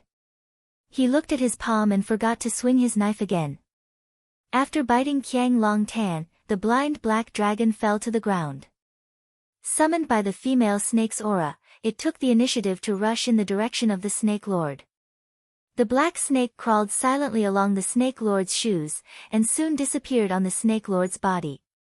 They hadn't seen each other for a long time. Maybe he was already reunited with the female snake. A tuft of black hair scattered on the ground. It was Qiang Long Tan who had felt the danger above his head and swung his knife down. The Snake Lord looked at Qiang Long Tan coldly and said, "Don't move. Don't move, the more you move, the faster the poison will spread in your body. When this black spot spreads to your whole body, your organs will fail and your body functions will degenerate, you will rot and die." The blind black dragon was a tracking snake, and it didn't have strong attack power or strong venom. It tried its best to bite out and spray all the venom in its body, but it could only infect an adult's arm. As for the organ failure and body functions degeneration that the Snake Lord said, it was impossible for the body to rot and die. The smarter a person was, the more suspicious they were, and the smarter they were, the more afraid they were of death. After listening to the Snake Lord's words, Qiang Long Tan didn't dare to move again. The god looked at Fang Yen charmingly and said with a smile, "Oh, you're the pretty boy Fang Yen that Miss Lu is thinking about. Not bad. At first, I thought that the gigolo was just a little good-looking. He had no ability and no sense of responsibility. He only knew how to rely on his natural good looks to play with the feelings of us girls." Fang Yen silently looked at the Lord God's bearded face, as well as the delicate voice and movements when he spoke, and sneered in his heart. "Play with your feelings. In your dreams. I didn't expect you to actually find me, and I didn't expect you to really dare to come. Fang Yen, you're really a man." Such a man was indeed worthy of girls' liking. Miss Lu was willing to die for you, and you were willing to die for her. What a pair of ill-fated mandarin ducks. The fingers of the Lord God rotated gently, and the strangely shaped barbed dagger in his wrist spun one beautiful knife flower after another. Step by step, he walked toward Fang Yan and said, "I like to have a lover. Therefore, I will be very gentle to you." As the Lord God spoke, his body suddenly pounced towards Fang Yan. His feet stamped on the ground, and his burly body jumped high. The dagger in his hand was raised high, and the sharp dagger blade pierced the top of Fang Yan's head. He wanted to insert the dagger in his hand into the top of Fang Yan's head and harvest Fang Yan's life in the most direct and cruel way. When the Lord God stood still, he was like a hill. When he ran and sprinted to attack, his body became as flexible as a rabbit. Moreover, that flexible waist gave people a somewhat enchanting feeling. His body flying in the air made no sound, like a fish swimming in deep water, like an eagle flying in the sky. The dagger he stabbed out did not make any sound, as if the dagger did not have any strength on it. But wherever his dagger passed, there was a pale red light. Fast. His speed was too fast. Because it was fast, the speed left the sound far behind. When you saw the dagger he swung out, the sound of the dagger was still slow to come. It was indeed extraordinary to be able to use a weapon to such an extent. The Snake Lord did not rush up to fight back. He even took half a step in the direction of Lu Chaoga. He used his body to block in front of Lu Chaoga to prevent Feng Xing, who was watching the battle, from hurting Lu Chaoga. He knew that Fang Yan was crazy, and he needed to find an opportunity to vent the anger in his heart. Fang Yan also stood still, as if he was at a loss in the face of the Lord God's attack. Hiss! It was not until the dagger was about to be inserted into the top of Fang Yan's head like a green rainbow that the sound it caused was heard. However, the sound was not the sound of the dagger, but the sound of the air being ignited by the heat wave emitted by the dagger itself. Fang Yan waved his hand. It seemed that it was true. He just raised his right hand towards the air. Then, the Lord God retreated. Fang Yan was surprised, and the Lord God was even more surprised. "How did you do it?" the Lord God asked in surprise. "Just now, what happened?" Fang Yan was surprised that he had just used a move of Dragon Catcher to grab the main vein of the Lord God's wrist, but he had touched nothing. This was not a simple Dragon Catcher, but a Dragon Catcher when the heart of Tai Chi was spinning wildly and the Tai Chi domain had been fully developed. This move should be called Tai Chi Dragon Catcher. The Lord God was surprised that there was someone faster than him. Although the Lord God was burly, he was good at physical flexibility and agility. He learned tap dance from a professional dance teacher when he was a child, and he also participated in world-class tap dance competitions when he was a teenager. It was not until he was discovered by the mutants that he gave up dancing and became the current Lord God. The reason why the Lord God was nicknamed the Lord God was because his attacks were always successful. Within his attack range, no one could avoid his dagger. Just like the divine domain, he was the master of the domain. However, in the process of competing in speed in this round, the Lord God lost to Fang Yan. What he thought was a safe attack had failed. If he had not retracted his saber quickly, Fang Yan would have seized the meridians on his wrist, and he would have become a prisoner. The Lord God was proud, and he would not allow such a failure to happen to him. His fingers kept flicking, and the sharp dagger in his hand seemed to have a life of its own, making dazzling and wonderful knife moves one after another. The Lord God's big beard face stretched out, and he grinned and looked at Fang Yan and said, "Interesting. It's really interesting, no one could keep up with my pace before. I didn't expect to meet an opponent today. It's a pity, I've heard of your name for a long time. 3 years ago, you fought the Japanese sword god Chiba Hashirama at the top of One Sword Peak. I thought you were just undeserved and had been elevated by others. It's really a surprise to try it today. I want to apologize to you. You're not a pretty boy. At least you're not a good-for-nothing pretty boy." The Lord God licked his lips and made a greedy and bloodthirsty gesture. He bowed slightly and the dagger in his hand stopped spinning. He held the dagger upside down in his right hand, stared at Fang Yan with sharp eyes, and said, Tai Chi? Is that the legendary heart of Tai Chi? Although I didn't know what happened just now, then try to take another move from me. The Lord God's body began to spin. Spinning counterclockwise, like a top that could summon a hurricane. The strong airflow filled this narrow space, Qiang Long Tan's hair was flying in the wind, and even the iron chair was rolled up by him. The Lord God's body turned and spun up. At the same time, he had turned into a vague shadow. Phew! The speed of the Lord God's rotation did not slow down, and he and his knife turned into a tangible but intangible shadow, bursting out with bright cold electricity. Around Fang Yan, he had turned 7 or 8 times in an instant. There were dozens of cold electricity in each circle, stabbing at Fang Yan's body from any possible or impossible angle. Wind Shadow Knife Technique? Fang Yan was secretly surprised that the Lord God's Wind Shadow Knife technique had reached a high level. The naked eye could only catch the shadow of the wind, but could not see the real trace. Each knife seemed to be scattered, but nearly 100 knives were connected to form an impenetrable knife net. A knife was connected to a knife, and a ring was connected to a ring. It made people's bodies tense and their hearts depressed. Killing Array. This was the power formed after the great success of the knife technique, killing with array. As long as you entered the array, there was no place to hide.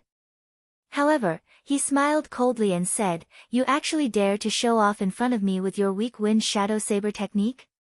Who gave you such confidence?" The Lord God's voice came out of the tornado and said, "When I kill you, you will know where my confidence comes from." Fang Yan's words completely angered the Lord God. He spun faster, and the frequency of his knife was higher. Every knife stabbed at Fang Yan's vital points. Fang Yan's eyes were tightly shut, and he stood there without moving. He was waiting for the Lord God to show his true body. Because Fang Yan knew very well that the Lord God's continuous attacks were all illusory moves. The real killing move had not appeared yet. The Lord God was looking for the best gap, and Fang Yan was also looking for an opportunity to break the enemy. Fang Yan seemed to be impatient and reached out to grab the black shadow. Chirp! The wind stopped, and the Lord God's body finally appeared. He finally waited for the opportunity and stabbed at Fang Yan's chest. One-hit kill. Whoosh! Fang Yan lightly stretched out his hand. As if waiting for 1,000 years, his hand just happened to block the Lord God's attack route. He reached out and grabbed the Lord God's arm in the palm of his hand. "You all deserve to die," Fang Yan said coldly. He really hated these scumbags. Kacha! Fang Yan used his strength and directly broke one of the Lord God's arms.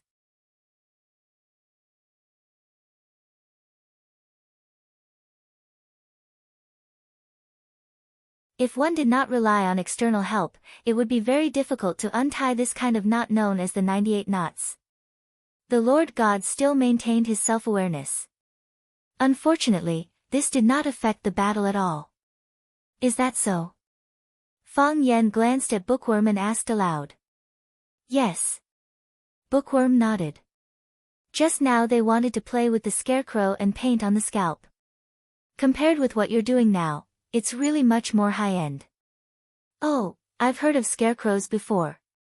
If you stab a living person with knives, the one who stabs the most knives and doesn't die will be the final winner. The last person who gets stabbed will have knives all over his body, just like a scarecrow." "What is painting on the scalp?" As Fang Yan spoke, the dagger in his hand slammed into the Lord God's heart. The dagger was sharp and didn't require much strength. He didn't use too much strength either. He held the dagger and slowly pushed it into the Lord God's body. Very gentle. And very affectionate. Every time he pushed, the Lord God's expression became more ferocious. With every centimeter, the Lord God's body trembled once. When the blade touched the pericardium, the Lord God's body trembled particularly violently. Although he didn't have the internal vision function, he could clearly feel the movement of the knife in the body, knowing when it pierced the skin, when it pierced the flesh, and when it would pierce the heart was pierced, and the person was going to die. The Lord God was not afraid of death, because death was another journey for him. However, he was afraid of such a way of death. He was afraid of this kind of feeling that the dagger was swimming in the body, but he didn't have the right to choose to let it move forward or backward. Fang Yan used the knife to tell you that you were going to die, but you didn't know when you would die.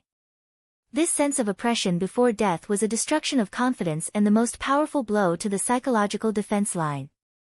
The knife stopped moving outside the pericardium, but it moved back. There were 12 barbs on the dagger, and every time it moved back, a piece of flesh would be torn from the internal organs. The twitching was also very slow, so that the Lord God clearly felt the pain of his limbs being cut by him.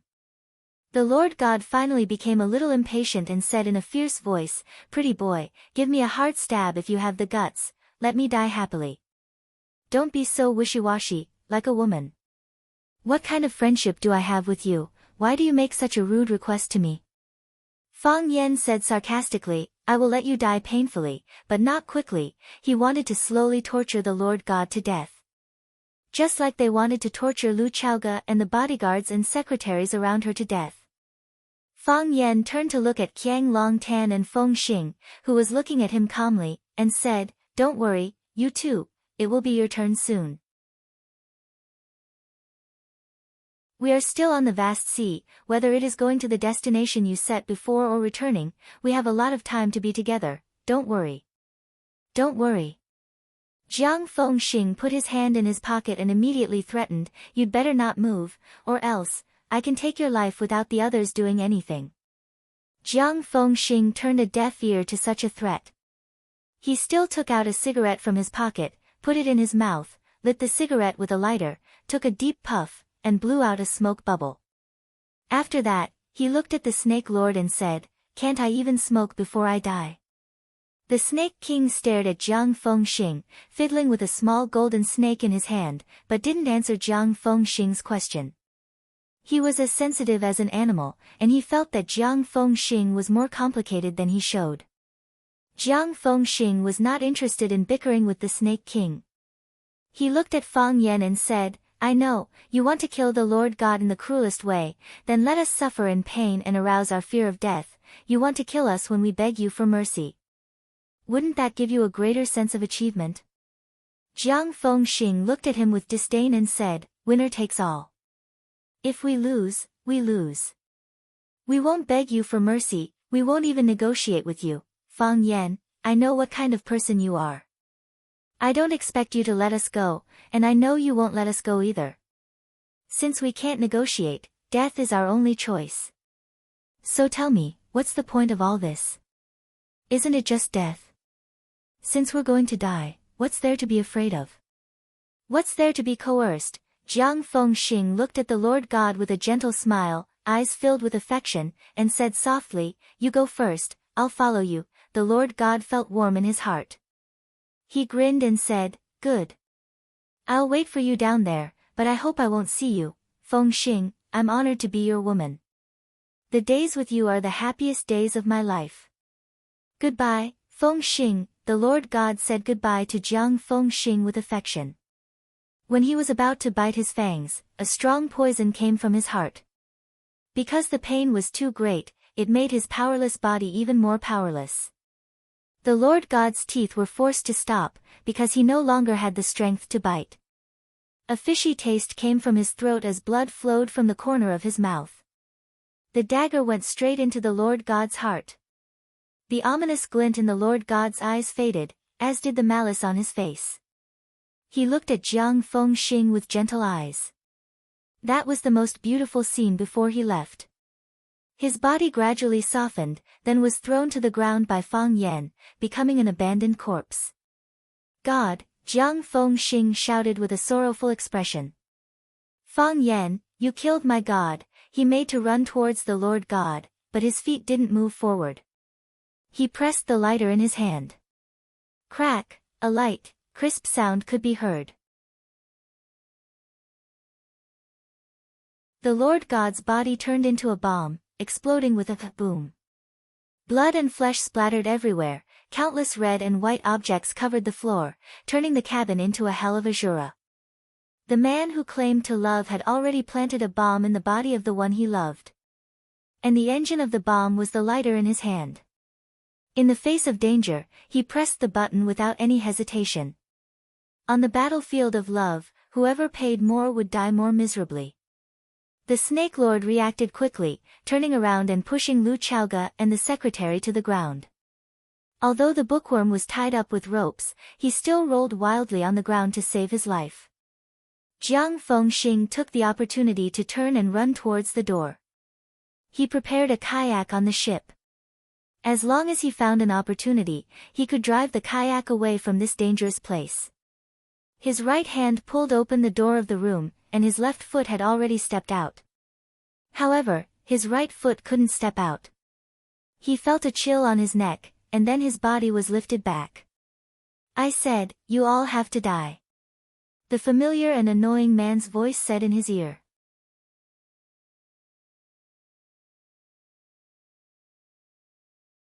Chapter 469. In Neijiang Lake, there was a senior surnamed Lin who had neither high virtue nor high prestige, who once said that the most important rule in Jianghu was only one word: fight if you can win, run if you can't.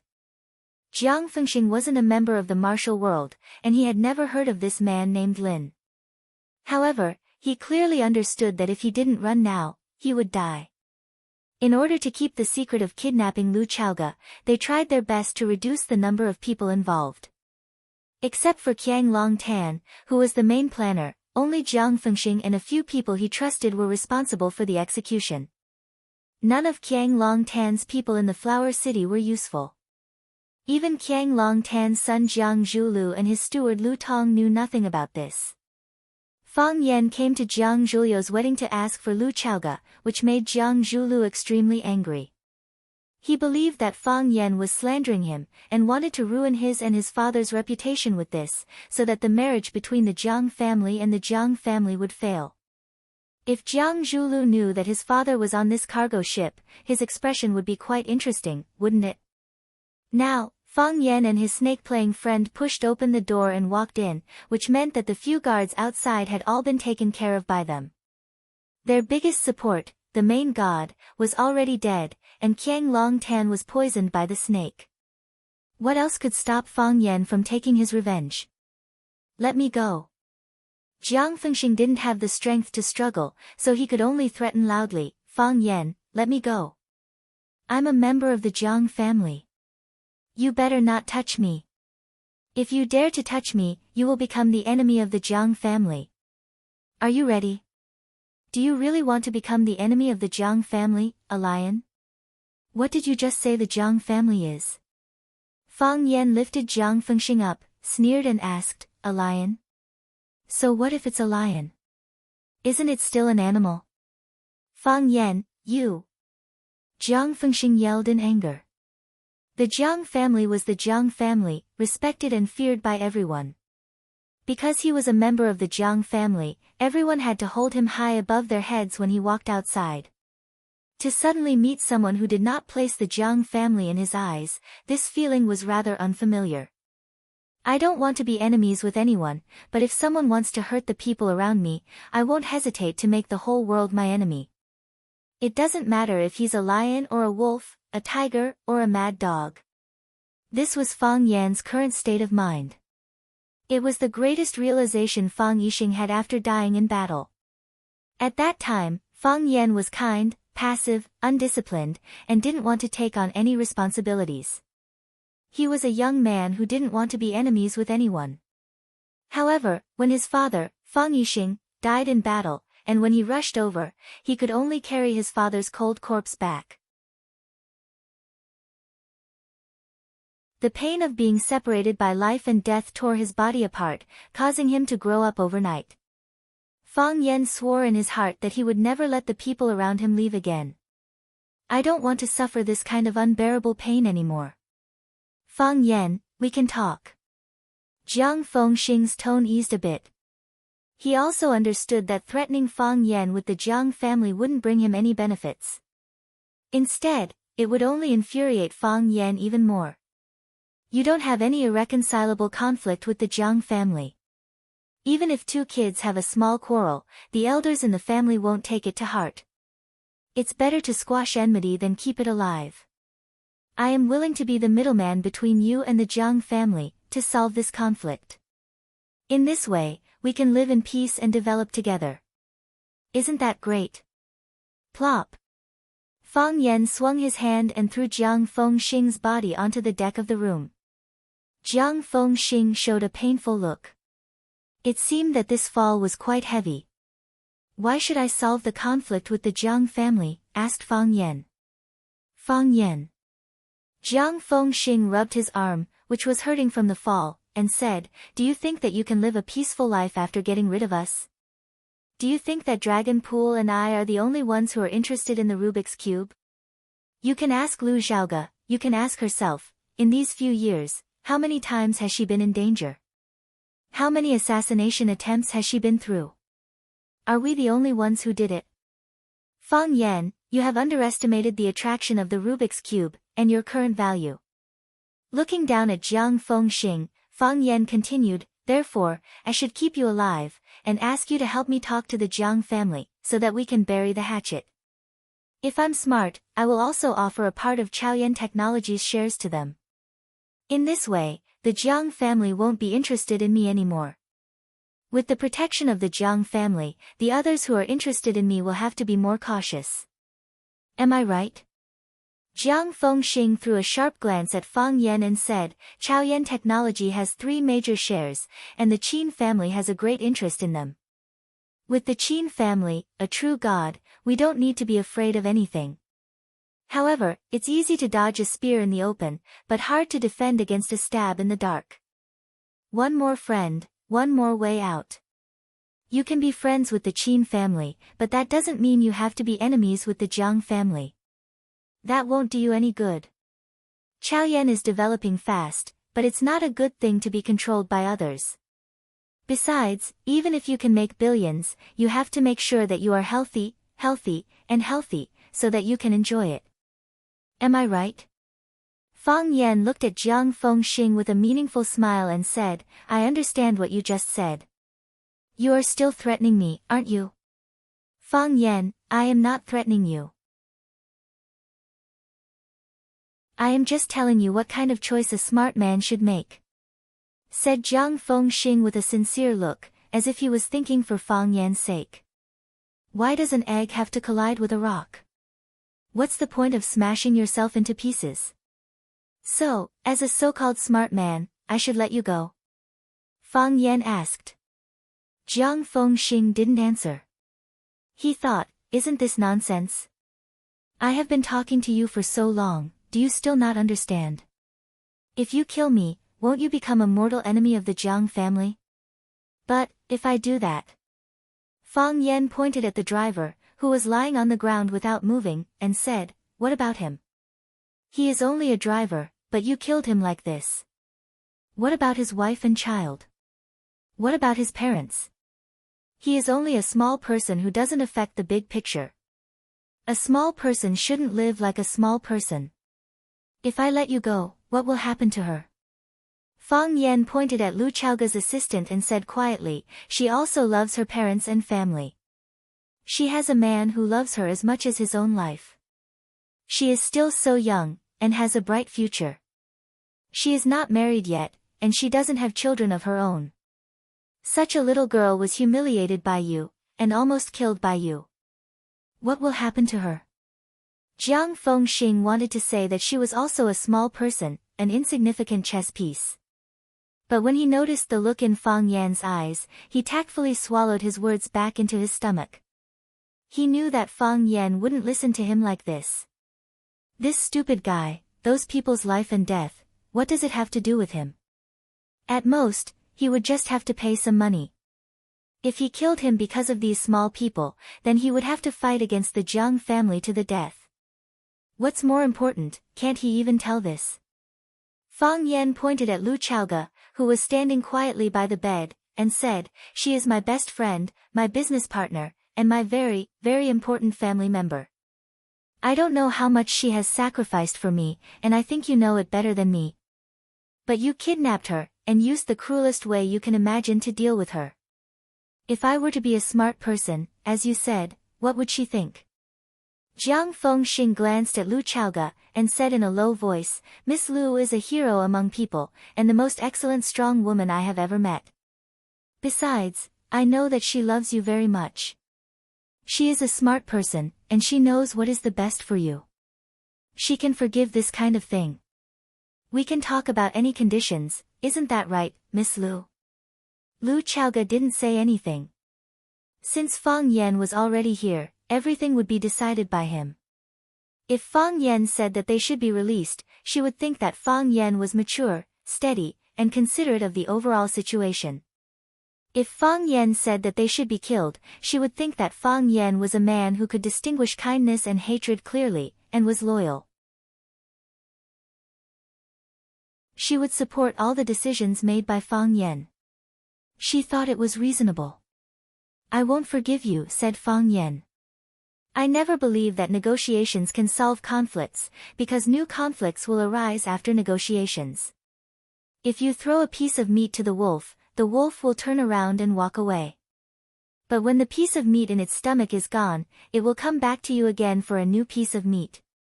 Fang Yan stepped on Jiang Fengxing's calf bone and said, "The best way to solve conflicts is to make it lose the courage to come back and ask for a fresh piece of meat." Fang Yan suddenly put forth his strength. Crack! A clear cracking noise came, followed by Fengxing's extremely suppressed howl. Blood veins bulged on his forehead.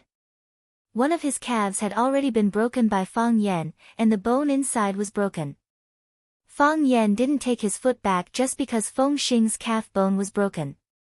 Instead, he slightly rotated his foot and released strong streams of earth brocade power. Pop! Pop! Popping noises could be heard without an end. Jiang Fengxing's broken calf bone was suffering from the second wave of earth brocade power.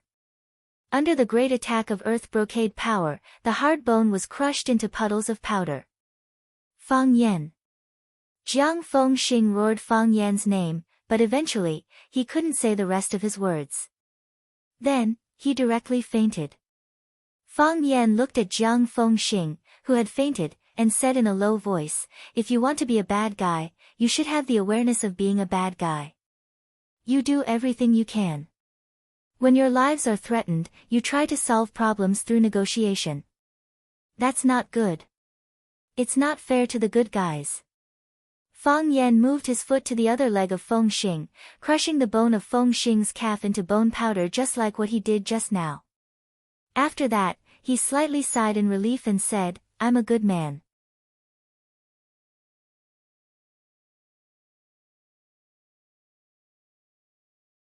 Chapter 470.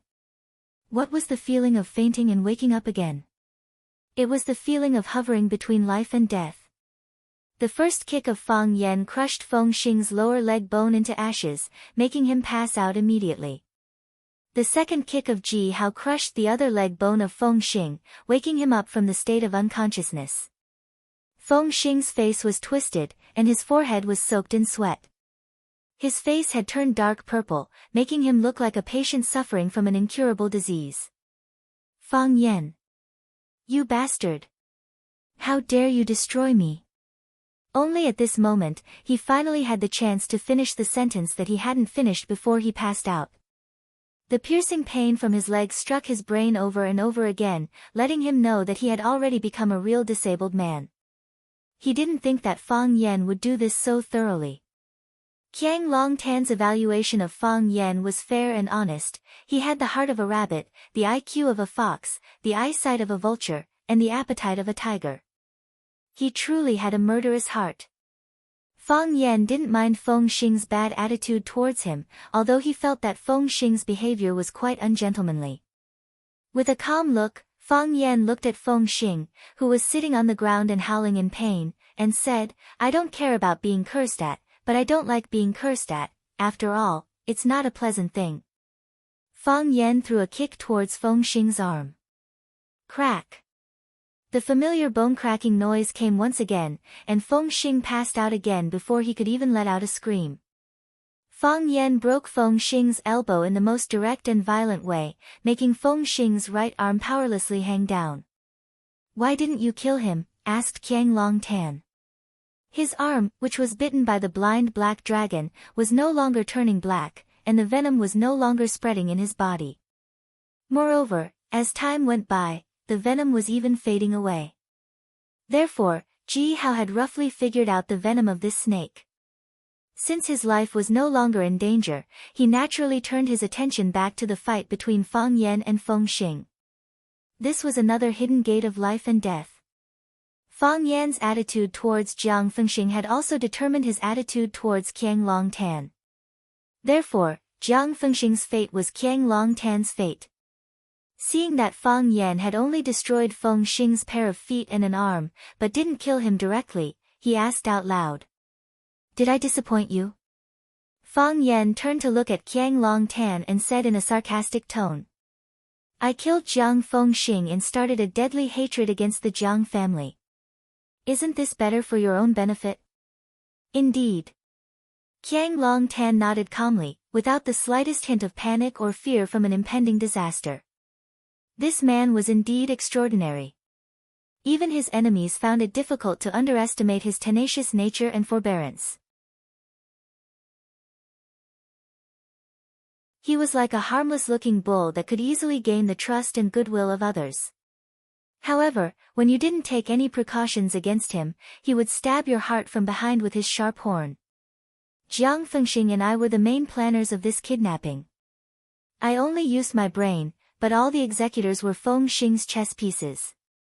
If Feng Xing doesn't die, you will never be able to calm down, will you? Do you think that I will be tempted by you to kill him just because you tried to sow discord between us?" Fang Yan walked towards Qiang Long Tan step by step. "Do you think I'm so childish?" Qiang Long Tan sighed slightly and said, "Fang Yan, you're not childish. I haven't seen you for 3 years, and you've changed so much. You've grown so much. You've grown so much. You won't believe it, but I'm afraid of you. When you showed up at Zhu Lu's wedding and provoked us like a mad dog, stabbing daggers into our chests over and over again, I started to be afraid of you. I even regretted it. Why did I make such a person my enemy?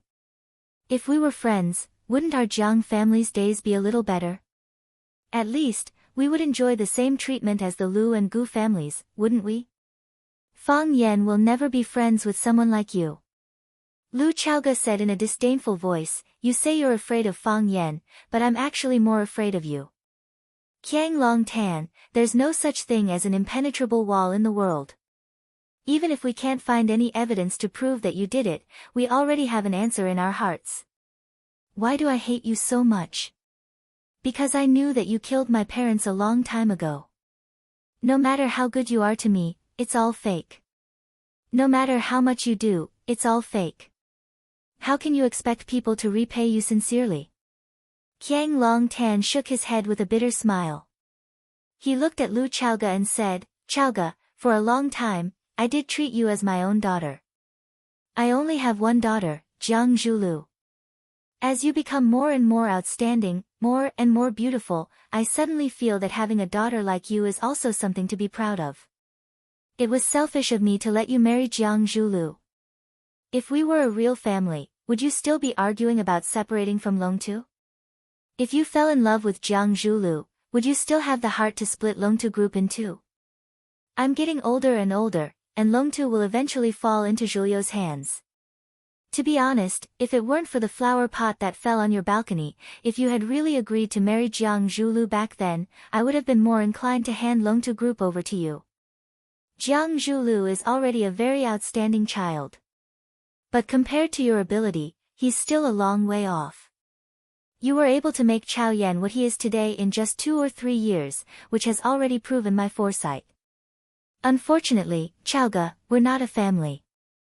This is the biggest regret in my life. Otherwise, how could I have ended up like this?" Fang Yan was really defeated by Qiang Longtan's shamelessness, although he had already been defeated time and time again by Qiang Longtan's endless hypocrisy. Even now, he was still thinking of playing the family card. Fang Yan stood in front of Qiang Longtan and said, "I didn't kill Feng Xing because he's more valuable alive than dead. What about you? Give me a reason not to kill you." Qiang Longtan thought for a long time and said, "Killing is against the law. So I won't kill you." Fang Yan squinted his eyes and smiled. Fang Yan glanced at the Snake Lord, who understood. He pursed his lips and blew out a subtle and strange sound. The golden-striped snake in the Snake Lord's hand was driven by the sound of the snake. It immediately jumped to the ground and rushed in the direction of Jiang Longtan. Humans didn't kill people, but animals did. You can't kill me either. Qiang Longtan looked at Fang Yan without blinking. If you kill me, Lu Chaoge will die. Fang Yan looked at Lu Chaoge and saw a sharp blade pressed against Lu Chaoge's neck. Red blood seeped out of the blade of the dagger. It was the dagger Qiang Longtan had used to cut off Jing's hair and paint on her scalp. It was unknown when the dagger had landed in Jing's hands, but she was now using it to hold Lu Chaoge hostage. "Don't move," Jing said with a trembling voice. "You will die." Lu Chaoge's expression was abnormally expressionless as she said softly, "Jing, why do you have to do this?" "I don't have a choice either. I don't have a choice either. My brother took a lot of money from them. My parents were taken away by them. I received a call from them the moment I woke up. They told me to repay him properly. He's a devil. I have no other choice. If you let him go, he will let my parents go. I don't want my parents to die. I don't want you to die either. I can die, but none of you can die." Jing was undoubtedly an outstanding young lady. Otherwise, she wouldn't have been put in such an important position by Lu Chaoge. She had been promoted from a university graduate to her assistant. She was recognized by her abilities and trusted in her character. However, this was how the world was. Only the people closest to you could hurt you the most. Snake Lord stood in front of Lu Chaoge, while Lu Chaoge stood in front of Jing. Lu Chaoge felt that Jing was injured because of her. She had the responsibility and obligation to ensure her safety and do her best to bring her back. To her surprise, this position helped Jing to deliver the fatal blow. It was indeed unexpected that a girl without the strength to truss a chicken could do such a thing. Don't think it's strange. Qiang Longtan didn't think it was something to be proud of. Or rather, he thought it was something special. We've been keeping an eye on Chaoge, but she's very sensitive and doesn't trust anyone anymore. Jing is a pawn we can use, but we don't dare get too close to her. We're afraid that we'll alert her and make her lose her value. However, we have been in contact with her brother. All the information about her family and the main members of the family are in my hands. Fang Yan, this is the inspiration I got from you. Didn't you use this trick to get Lu Tong to join your side? If Lu Tong hadn't put on a show with you, we wouldn't have ended up in such a sorry state. Fang Yan, who do you think is truly trustworthy in this world? I trusted Lu Mingtu so much back then, but he still hid the biggest secret of the Rubik's Cube from me. Good people really don't get what they deserve. Fang Yan's expression became gloomy and cold again. He hated it when the people around him left him, so he hated all kinds of actions that could lead to horrible things. Without a doubt, Jing's betrayal made him hesitate to take action for fear of harming the innocent. No matter what reason they had, it wasn't an excuse for Fang Yan to forgive them.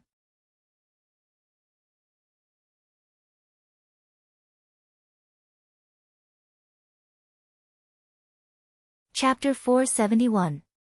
Never underestimate your opponent at any time. Because no one knew if he had an even more powerful trump card up his sleeve. Qiang Longtan was such a man. He was the perfect combination of a scalper and a dog. After exhausting the diligence and forbearance of a scalper, he finally jumped out and bit people like a dog. Qiang Longtan looked at Fang Yan with a gentle smile and said, "You're a filial child. Your father died in battle, and you mourned for 3 years. This isn't something young people nowadays can do. Your father's death made you depressed for a few years, but it also made you learn to cherish your family. Chaoga rejected Zhu Lu's pursuit and focused on building a business empire for you. She's qualified to be your family, right? Fang Yan, if you let her down, how can you feel at ease? Fang Yan was no longer in the mood to talk to Qiang Long Tan. In his eyes, this was just a dead man with a high IQ. Fang Yan stared at Jing and said, Jing, put down the knife, or you'll regret it. If you dare hurt a single hair on her, Qiang Long Tan doesn't even need to do anything. I'll kill your parents and family. Fang Yan's face was filled with murderous intent, like a Shura demon that had just crawled out of hell. I can't let them go. Jing's eyes were moist, and she said with tears, I can't let them go. If they let my parents go, they'll die, they'll do anything. I can't let them go. Be quiet, don't be agitated. Calm yourself down and think about it. Lu Chaoga's voice was gentle and calm as she comforted her. This woman's aura was strong, and her heart was even more determined. Even now, she still maintained absolute calmness, as if the person with the knife against her neck was someone else. I can understand why you made such a choice.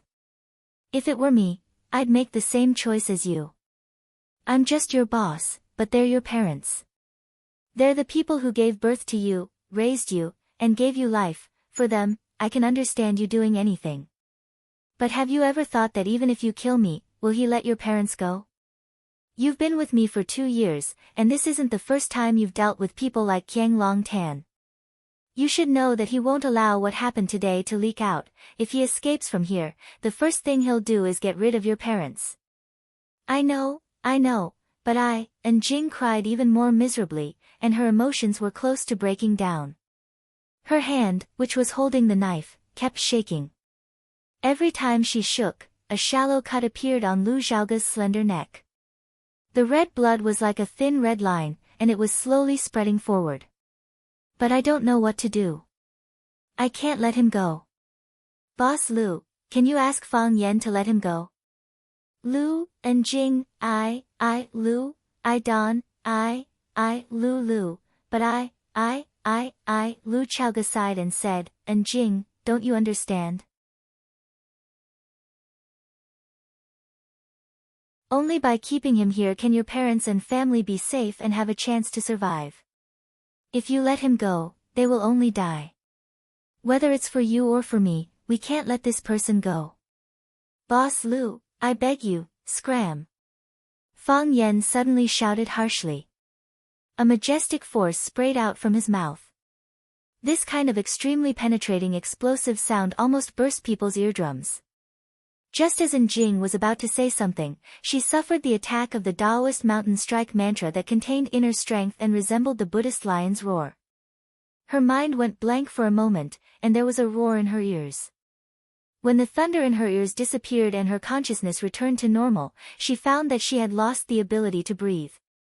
His neck was gripped by Fang Yan's hand.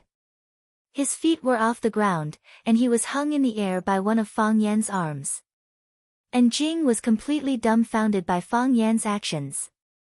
She had no idea what had happened. Just now, she had clearly held a knife to Boss Lu's neck. Why was it that in the blink of an eye, her neck was being held in someone's hand? Jing had been following Lu Chaoga and had seen many battles and ambushes, but she still didn't understand what the real underworld was. When everyone spoke, they would naturally focus a portion of their attention on the choice of words and sentences. Otherwise, no one could guarantee that their words had not expressed the meaning they wanted to express. It was the same for Jing. Just as she was seriously about to beg for mercy from Lu Chaoga, Fang Yan suddenly cast the mountain strike mantra that could confuse a person's mind and soul. It instantly froze Jing, a woman with weak willpower. 1 second, or maybe only 1/100th of a second. In less than a blink of an eye, Fang Yan had already entered the Taiji domain. With a step, he flashed behind Jing with drunken crane rides the wind, snatched the dagger from her hand, and lifted her up from the ground, who was still in a daze. I told you that you would regret it. Fang Yan exerted some strength in his palm as Jing's breathing became more rapid. Her face turned an ugly purplish red. Jing instinctively kicked with her hands and feet a few times, but her body's strength was quickly drained due to the loss of oxygen. She glanced at Lu Xiaoge and a relieved smile appeared on her face. This was good too. If she died, she wouldn't have to face such a difficult choice again. Death was the best release. She looked at Lu Xiaoge as her lips moved slightly, but she couldn't make a sound. However, Lu Xiaoge understood and knew that she wanted to say, sorry. Fang Yan, let her go. Lu Xiaoge walked in front of Fang Yan and said. The killing intent in Fang Yan's eyes didn't diminish, and he didn't loosen his grip on Jing's arm. He didn't want to let Jing go, even though he sympathized with her. She saved my life, Lu Xiaoge said. Last July, I went to Huaqing Seaview Club for an appointment. When I got out of the car, a gunman sniped at me. She took a bullet for me. Lu Xiaoge touched Jing's shoulder and said, that shot was here. If it wasn't for her, I owe her my life. Plop. Fang Yan threw Jing to the ground, and she lay there coughing violently before taking deep breaths. If Fang Yan had held on a little longer, Jing would probably be a corpse that still had body warmth. Lu Xiaoge saved Jing, but she wasn't as concerned about her injuries as before. You saved my life, so I'll return the favor. You've done your part, and I've done mine. But from then on, they were strangers. All the admiration, all the support, all the feelings, and all the anticipation vanished when she held a knife to her neck. Betrayal. This was the greatest harm. It was impossible for Lu Xiaoge to keep a person who had betrayed her by her side. Even if she allowed it, Fang Yan wouldn't allow it. When Qiang Longtan saw how Fang Yan easily broke through his trap and saved Lu Xiaoge, he shook his head and said with a sigh, I've always despised force because I think it's the only choice for people with low intelligence. Now, I have to admit that sometimes, force is indeed the best way to solve problems. Of the 3,000 great Daos, only force is undefeatable. I admit defeat. Fang Yan didn't even look at Jiang Zhulu. Instead, he walked over and helped Lu Xiaoge out of the room. Because the overgod's body had exploded, and the body was being corroded by the genetic agent. The air inside was filled with a fishy smell, and it was unbearable to look at. After Fang Yan and Lu Xiaoge left, the Snake Lord's shriveled face revealed an extremely strange smile. He looked at Qiang Longtan and said, How do you want to die? Can you give me a quick death? Qiang Longtan looked at the Snake Lord calmly. He already knew that this moment would come. He had exhausted his mind and used up all his chess pieces, but he still couldn't escape. Now, he could only accept his fate. No, the Snake Lord refused without hesitation. I don't have any grudges against you, and I even like you a little. Only a heartless, ruthless, and vicious person like you is suitable to be a Snake Lord. If only you had followed Master to raise snakes earlier. What a pity, Qiang Longtan said. It was unknown whether he was regretting that the Snake Lord didn't agree to give him a quick death, or that he didn't have the chance to raise snakes with Master. He pointed at the golden snake crawling on the ground and said, Can you take it back? I know you won't let me die a quick death, and you definitely won't let me die easily. Can you take this little thing back? You can use any other method. If you want, I can be your straw target or play with a scarecrow. I just don't like the feeling of these little things crawling into my body. If it weren't for these little things, I wouldn't have lost so badly, right? The Snake Lord grinned and said, Fine. Since you don't like it, I'll take it back. The Snake Lord whistled, and the golden snake crawled into his arm. Thank you, Qiang Longtan sincerely thanked him. Even at this point, there was still someone willing to agree to his request. He felt that his luck had always been good. Chirp, the Snake Lord whistled again, and a chubby little snake crawled out from his body. The little snake was blood red in color, and its entire body was made of flesh. It wriggled on the ground as if it didn't have any bones, like a dyed silkworm chrysalis. Qiang Longtan's eyes turned cold, and he had a bad feeling. "Don't be afraid, it's not a snake, it's a blood maggot," the Snake Lord said with a smile.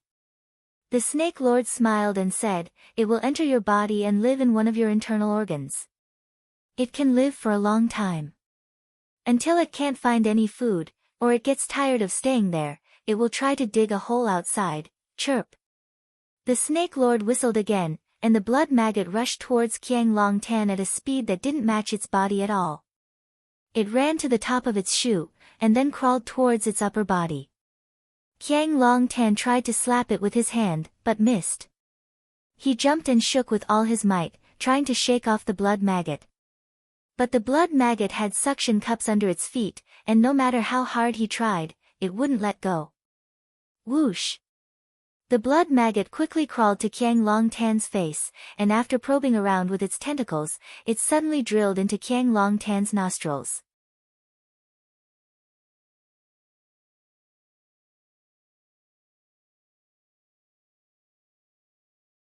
Chapter 472.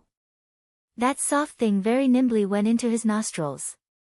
When Qiang Longtan tried to pull it out with his finger, he found that it had already disappeared. It had already entered his body through his respiratory tract, but he didn't know which organ it had fused into. "Snake Lord, why are you so cruel? Your Shifu died because of Fang Yan, yet you are now obedient to him and willing to be his dog. Are you worthy of your dead Shifu and your own conscience?" Qiang Longtan pointed at the Snake Lord and cursed. "What grudge do we have against each other that you have to ruin me and shame my corpse?" Before Qiang Longtan could finish his words, thick blood was already flowing out of his nostrils. He wiped his face with his hand, turning his face into a funny and colorful face. The Snake Lord sneered and said, "Qiang Longtan, you don't need to sow discord. No one knows better than I do how my Shifu died. I'm curious, how did you know that my Shifu was killed by Fang Yan? You will all die. Sooner or later. Either way, you will all die." Qiang Longtan had already become hysterical. Because it wasn't just his nostrils that were bleeding, his eyes, mouth, ears, and even every single strand of hair on his body was bleeding. His body didn't feel any pain or itch, and there was nothing wrong with his organs. But his 7 orifices were bleeding non-stop. This feeling of the unknown was even more terrifying. Qiang Longtan didn't want to endure this kind of torture, so he turned around and ran outside. Instead of being made fun of like a demon, he would rather end his life as soon as possible. Qiang Longtan ran to the deck and jumped into the sea without any hesitation. Splash!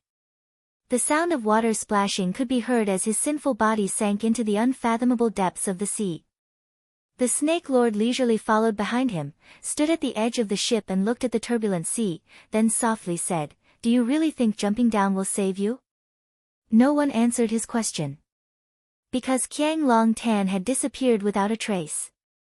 "I said I won't give you a quick death, and I won't give you a quick death. The blood maggots will corrode your internal organs inside your body, causing you to bleed non-stop.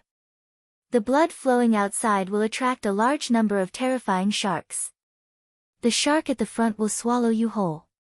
But your fate isn't over yet. Although you are in the stomach of a shark, the blood maggots are still alive. After it digests, it will escape and enter the shark's body. At the same time, the sharks will suffer the same fate as you. The dead shark will be eaten by more sharks. At that time, which unlucky shark will eat the blood maggot?" The Snake Lord sighed softly and said, "This is the blood maggots that I have been growing for 3 years. After I became a real snake king, I became qualified to raise blood maggots. It was originally prepared for those people." Qiang Longtan, you should first experience the infinite cycle of life and never reincarnate, fate. The Snake Lord looked at the sea in the distance and said, "I think you will like this new and vicious thing. Because, you are all the same bad people." The sea shrouded in the night was like a mysterious and boundless dark magic mirror. There was not much beauty in it, only the rolling black water and the whistling cold wind. Because it was too big, it was easy to make people feel powerless and afraid. It seemed that if they were not careful, they would be swallowed up together with the ship, and never have the chance to turn over and go ashore. Although it was cold, the air on the deck was much more comfortable than in the cabin. Lu Chaoge took off her coat and covered the driver's face. Fang Yen took off his outer robe and put it on Lu Chaoge. Lu Chaoge refused and said, "I am not cold." "Put it on," Fang Yen said. He knew that when Lu Chaoge said she was not cold, she was worried that he would be cold. This woman always wanted to take care of others out of habit. This kind of small barbarism would not make a woman feel disgusted, on the contrary, it would make a woman feel warm and protected. Lu Chaoge grabbed the front of her coat with both hands to prevent it from being blown away by the sea wind and said, "Qiang Long Tan, don't mention Qiang Long Tan again. We don't know Qiang Long Tan, and we have never seen Qiang Long Tan, none of this has anything to do with us. You were kidnapped, and it was Jiang Fengxing who killed you." Lu Chaoge said with a worried expression, "Are you ready? Are you really going to declare war on the Jiang family?" Lu Chaoge was also a smart person. Fang Yen did not kill Jiang Fengxing, so he naturally wanted to squeeze every last drop of profit from this important person of the Jiang family. He would make the Jiang family pay for this kidnapping. As for the Jiang family, they no longer had the right to pay. After Qiang Long Tan died, the Jiang family, which used to be one of the 4 big families in Huacheng, completely collapsed. The Longtu group was a big fat piece of meat, but not everyone had the right to take a bite. This would depend on the game between Fang Yen and the Jiang family. This man was taking 1 step and looking 3 steps ahead, his thoughts were becoming more and more meticulous. "It's not that I want to declare war on the Jiang family, it's that the Jiang family has already declared war on me," Fang Yen said with a smile. He took out a bottle of white ointment from his pocket, unscrewed the cap, dipped his finger in the ointment, and gently wiped the wounds on Lu Chaoge's neck. The wounds were not deep, but they were still bleeding. If they were not treated in time, scars would be left on the neck. Which woman would be willing to have a few scars on their neck? When Fang Yan's finger touched Lu Xiaoge's wound, Lu Xiaoge let out a soft,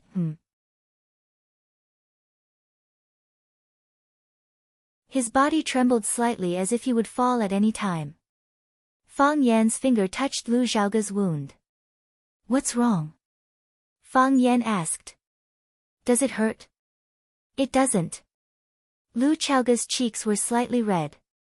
She thought that it was fortunate that it was dark, so Fang Yan might not be able to see clearly. "It's just a little itchy, I'm not used to it, I say," Fang Yan said. He used the finger that was stained with ointment to carefully wipe Lu Xiaoge's neck.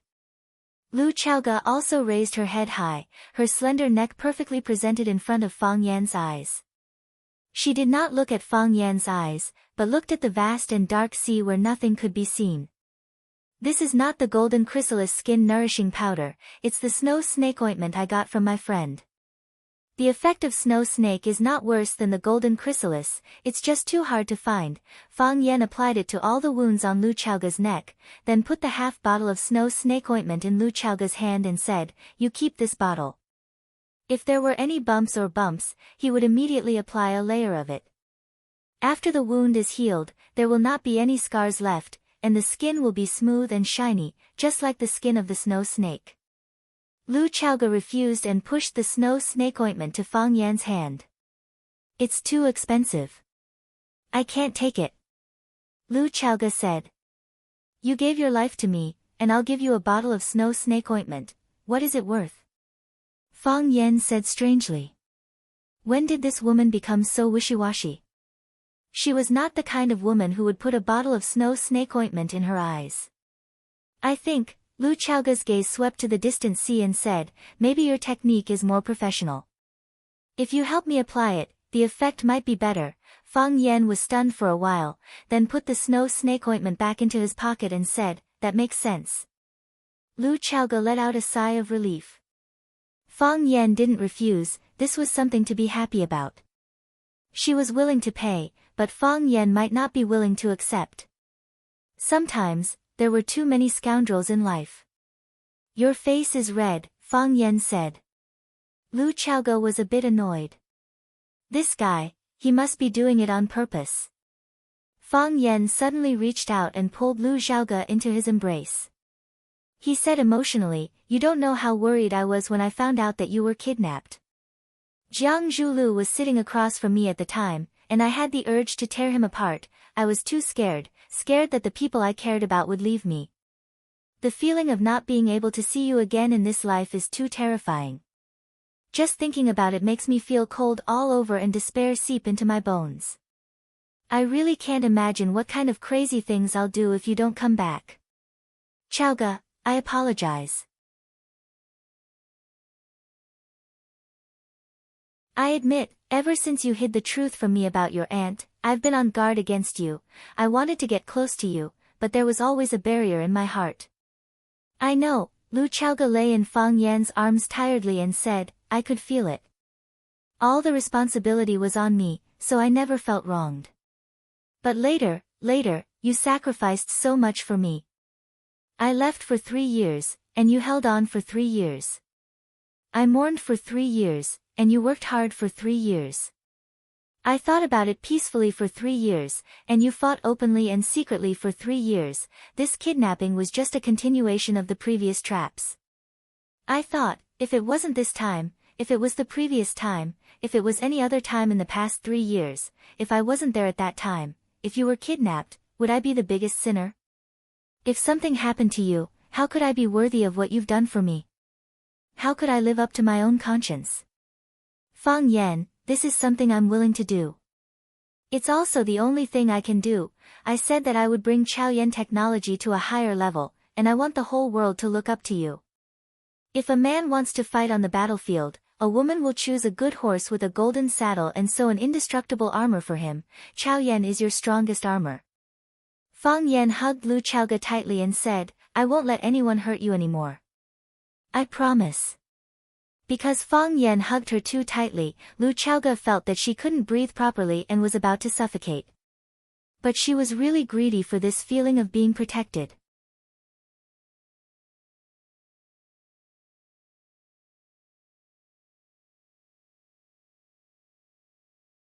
Chapter 473. Clang. The room door was pushed open. The thick smoke that had gathered in the room finally found a way out and surged toward the door. The woman who was about to enter the room was suffocated by the smoke and started coughing violently. She stood at the door for a few seconds and waited for some fresh air to enter the room. Then, she pinched her nose and walked into the room. She rushed to the window sill and opened all the windows in the room. After the smoke had dissipated, she released her nose and said in a displeased tone, Jiang Zhulu, why did you smoke so much? Are you trying to poison yourself to death? Piak. The woman turned on the lights in the room and saw Jiang Zhulu smoking on the sofa in the corner of the room. Jiang Zhulu looked very disheveled. If they had not seen it with their own eyes, no one would believe that one of the famous 4 talents of Huacheng, the eldest young master Jiang, would be in such dire straits. His hair was messy and his face was yellowish. His clothes were messy and his eyes were bloodshot. He was still holding a cigarette between his fingers. The smoke flickered, and the ashes burned for a long time without being flicked away. Wine bottles were casually thrown on the ground, and the expensive carpet was burned by the fireworks, leaving holes of different sizes. It looked like a tattered rag that had been used for a long time. Jiang Shangxin raised her eyebrows and said, Jiang Zhulu, is this how you should behave? Is this how a man should behave? If that's all there is to it, then it's too disappointing. What did you say? Jiang Zhulu looked up and stared at Jiang Shangxin with his bloodshot eyes. As he smoked too much, his throat was already hoarse from the smoke. I said that you are a coward, a coward. You are very, very disappointing. Jiang Shangxin stood arrogantly at the door of the room and looked at Jiang Zhulu coldly. Jiang Zhulu pressed the cigarette butt into the ashtray and suddenly pounced toward Jiang Shangxin. Jiang Shangxin wanted to turn around and escape, but Jiang Zhulu grabbed her waist from behind. Jiang Zhulu, you are a coward, you are a coward. Let go of me, let go of me. Jiang Shangxin shouted. However, in Jiang Zhuliu's villa, those who were qualified to enter were not around and those who were here did not have the right to enter. No one would respond to Shangxin's cries. Not only did Jiang Zhulu not let go of Shangxin, he hugged her even tighter. He pressed Shangxin's body against the door and reached out to lift her skirt. He grabbed the hem of her skirt and pulled off her underwear. Jiang Zhulu didn't even unbuckle his belt or take off his pants. He just unzipped it and entered in an extremely rude and unreasonable manner. The gentleman of the past had lost all pretense, etiquette, and honor at this moment. He only wanted to find a way to vent the violence and fear in his heart. It just so happened that Shangxin was here. To him, this was the best way.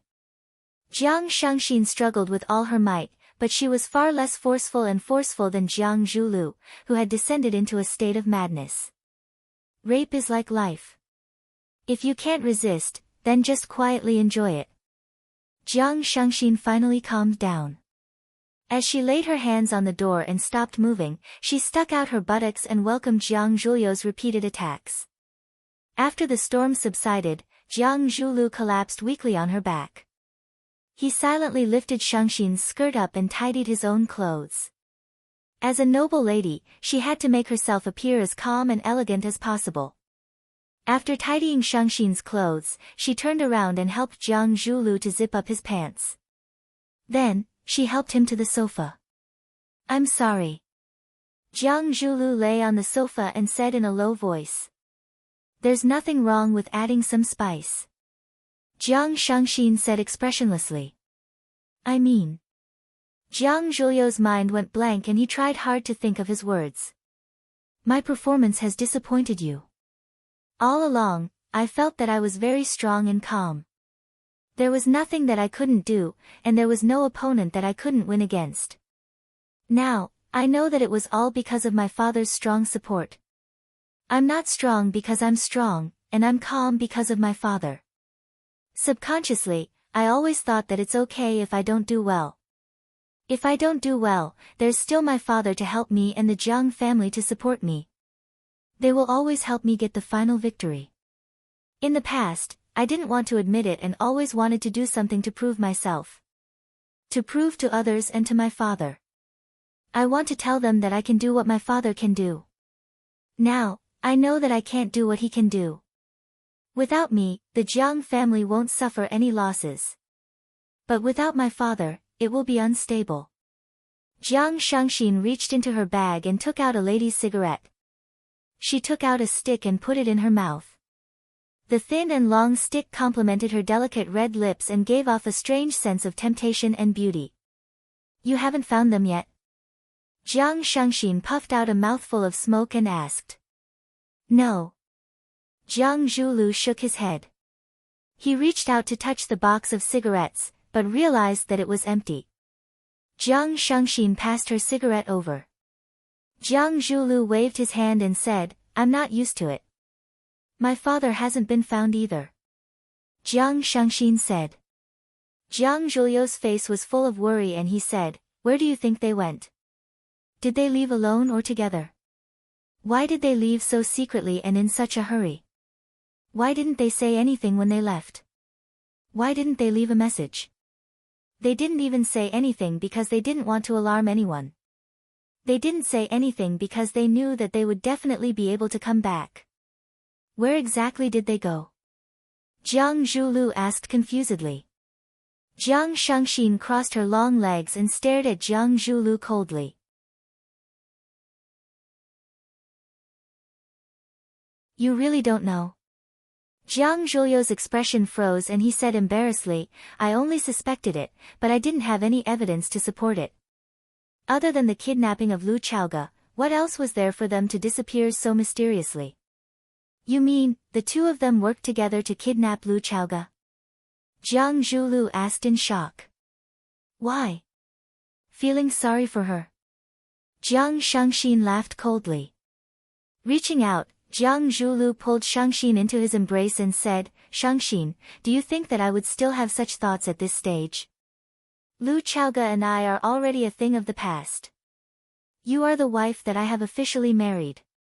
How do you know that they left because of this? My father has always denied this matter and didn't reveal anything to me. My mother said so. Jiang Shangxin said, the outside world always thought that my father was highly regarded by the Jiang family because of his outstanding abilities. In fact, he was just an idiot. Because my father had some special fetishes, the Jiang family always felt that they had let my mother down. Therefore, many of the important businesses had been handed over to my mother to manage. My mother was not inferior to any man and managed all the businesses in an orderly manner. She even earned more than some of the businesses that the men were in charge of. The Jiang family couldn't push my mother away directly, so they could only push all the credit to my father. He really picked up a huge bargain. Jiang Zhulu knew that his wife, Jiang Shangxin, did not have a harmonious relationship with his father. Even the speech at the wedding was made by his mother. His father, Jiang Fengxing, did not even have a chance to speak. Now that he heard her say that his father had some special fetishes, Jiang Zhulu knew that those obscure rumors were actually true. Jiang Shangxin extinguished the cigarette but in her hand, as if she was strangling some of her bad mood. Although my father was a bit of an idiot, he still knew to discuss with my mother before he did anything. My mother would help him analyze what he could do and what he couldn't do. This time, he left without saying goodbye, which meant that he wanted to do something that he didn't want all of us to know. Moreover, when Fang Yan made a scene at our wedding, my father dragged us away. I asked my mother about Fang Yan's motive for doing this. My mother said that flies don't stare at seamless eggs. At that time, I only thought that even my mother had been convinced by Fang Yan's vivid performance. Jiang Zhulio's expression became increasingly solemn. He looked at Jiang Shangxin and asked, if the two of them really did this together, what do you think the outcome would be? Give up, they won't be able to come back. Jiang Shangxin said, if they haven't come back now, they won't be able to come back in the future. Yes. They didn't want others to know about this secret, so they could only keep their mouths shut.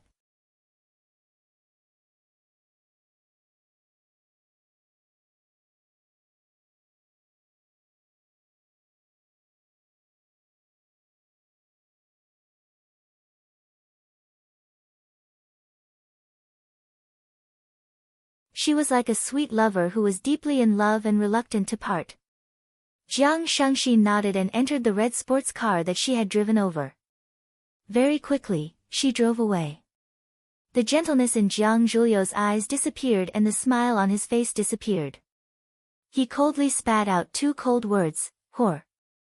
Jiang Zhulu returned to his desk, took out a pencil from the pen holder, and started writing on a piece of white paper. After a long while. When the sky got darker and Jiang Zhulu thought that he couldn't wait any longer, the cell phone that was placed on the side of the table suddenly rang. Jiang Zhulu held on to the cell phone and didn't answer it immediately. Instead, he waited for the cell phone to ring 3 times before he answered the call. He said, I have a strong smell of smoke on me. I am taking a shower. Shangxin, what's the matter? I have talked to my mom. It is a must to transfer a portion of the shares to the Jiang family. However, my mom said that the energy industry is the supporting industry of the future. With the scale of the Longtu Group, selling 49% of the shares for 1 billion yuan is too cheap. She is willing to use the funds under her control to make this deal with you. Buy 30% of the shares of the Longtu Group for 3 billion yuan. Do you think this plan is feasible? That's great. A mocking sneer appeared on Jiang Zhulio's face. However, he said passionately, our mom is still the most thoughtful. If we only need to sell 30% of the shares, then I can transfer another 10% of the shares to you. In this case, the Longtu Group will still be under our control. As a married couple, we will be of one mind. Even though we have to give away a portion of the shares, if we expand our business, we will be able to make up for our losses in the future. Isn't that right, Shangxin? Yes. Jiang Shangxin said in a gentle voice, I believe in you. Shangxin, I miss you. Can you come and accompany me? Zhu, I miss you too. However, my mom needs someone to accompany her too. My dad hasn't been found yet either. See you tomorrow then. Jiang Zhulu hung up the phone and hid in the darkness once again. He would have to live like this for a long time in the future. When Fang Yan was practicing in the courtyard, he heard a sound behind him. Fang Yan turned around and saw Lu Chaoge, who was dressed in white pajamas, leaning against the windowsill and looking down. Are you awake? Fang Yan asked with a smile. Yes. Lu Chaoge smiled and nodded. She seemed to be in a good mood. Go downstairs and eat something after washing up. Fang Yan said. I have already prepared breakfast. Okay. I will go downstairs now. Lu Chaoge said. However, she did not turn around as she looked at Fang Yan, who was practicing on the lawn. Fang Yan smiled and started to practice his drunken crane riding wind steps again. He had not been idle during the 3 years of mourning. He had thought about many problems, read countless books, understood the principles of the heart of Taiji, and understood the secrets of the drunken crane riding wind steps. The more he researched, the more he realized how profound the heart of Taiji and the drunken crane riding wind steps were. Furthermore, he realized that the two of them complemented each other. The heart of Taiji was the wind, and the drunken crane riding wind steps were the sails. When the wind blew, the sails would expand, and the body, which was a big boat, would be able to ride the wind and waves to its fullest potential. Therefore, Fang Yan had spent most of his time and energy on this in the past few years. Every day when he got up, he would walk a few laps. Lu Chaoge did not go to work for the past few days. She had been kidnapped. Both her body and mind were seriously injured. She needed some time to rest and adjust. Lu Chaoge's kidnapping made Fang Yan re-examine the relationship between the two. The estrangement between the two disappeared, and the grudge in his heart melted. He once again realized that Lu Chaoge was a very important friend to him. Fang Yan did not go to work. He chose to stay at home to take care of Lu Chaoge's daily life. Previously, these things were done by Lu Chaoge herself. It was also because she wanted to choose her favorite food that she was kidnapped after leaving the mall. Fang Yan soaked the lemon slices in warm water because Lu Chaoge drank several glasses of lemon water every day. It was said that this had the effect of detoxification and whitening, but Lu Chaoge was already so white that there was no need for whitening. Fang Yan was in charge of 3 meals a day. Breakfast was millet porridge and boiled eggs because Lu Chaoge did not like to eat fried food. Lunch was tomato scrambled eggs, scalded vegetables, or braised fish. Lu Chaoge liked to eat fish. It was nutritious and not easy to get fat. Women liked it more than meat. Dinner depended on Lu Chaoge's appetite. Whatever Lu Chaoge ordered, Fang Yan would cook. His cooking was not bad, but it was not as good as Lu Chaoge's. After Fang Yan finished practicing, Lu Chaoge had already finished breakfast and was watching TV on the sofa in the living room. Lu Chaoge looked at Fang Yan and quickly looked away. Fang Yan's whole body was wet. His clothes were sticking to his body. His thick chest was pushed up high, and his strong arms were full of masculinity. Fang Yan practiced Nigong, so the difference between him and other martial artists was very obvious. His body was not big, and he did not have obvious muscles like a bodybuilding model. But if you took off his clothes, you would find that there was not a trace of fat on his body. Every piece of his skin seemed to be carefully carved and polished. Moreover, because of the protection of qi, there was a layer of pale white luster on his body. Those who did not know would only think that this person was healthy and full of vitality.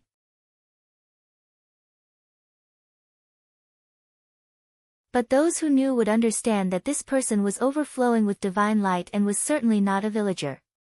For Lu Chaoge, Fang Yan's outfit was a little tempting. I will take a shower and then accompany you to the yard for a walk, Fang Yan said. Okay.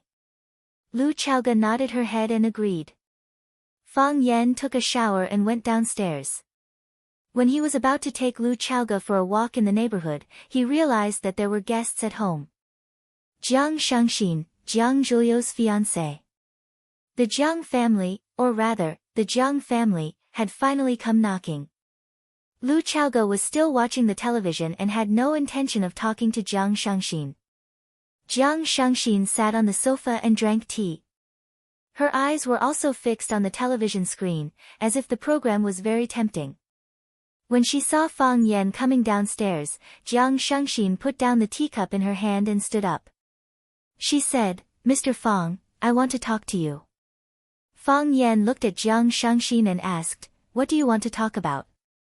"About Miss Lu," Jiang Shangxin said. Fang Yan looked at Lu Chaoga and smiled. "She is very good, there is no need to talk about it." "Then let's talk about those bad people."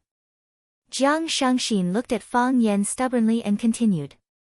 Fang Yan's eyes turned cold. He smiled and said, "What do those bad people have to do with me? Why do I have to talk about them? It is such a good morning, will it affect my appetite and mood?" Jiang Shangxin knew that she would be ridiculed by Fang Yan, and this treatment was completely within her expectations. She looked at Fang Yan and said, "In that case, let's not talk about Miss Lu or those bad people. Let's talk about business."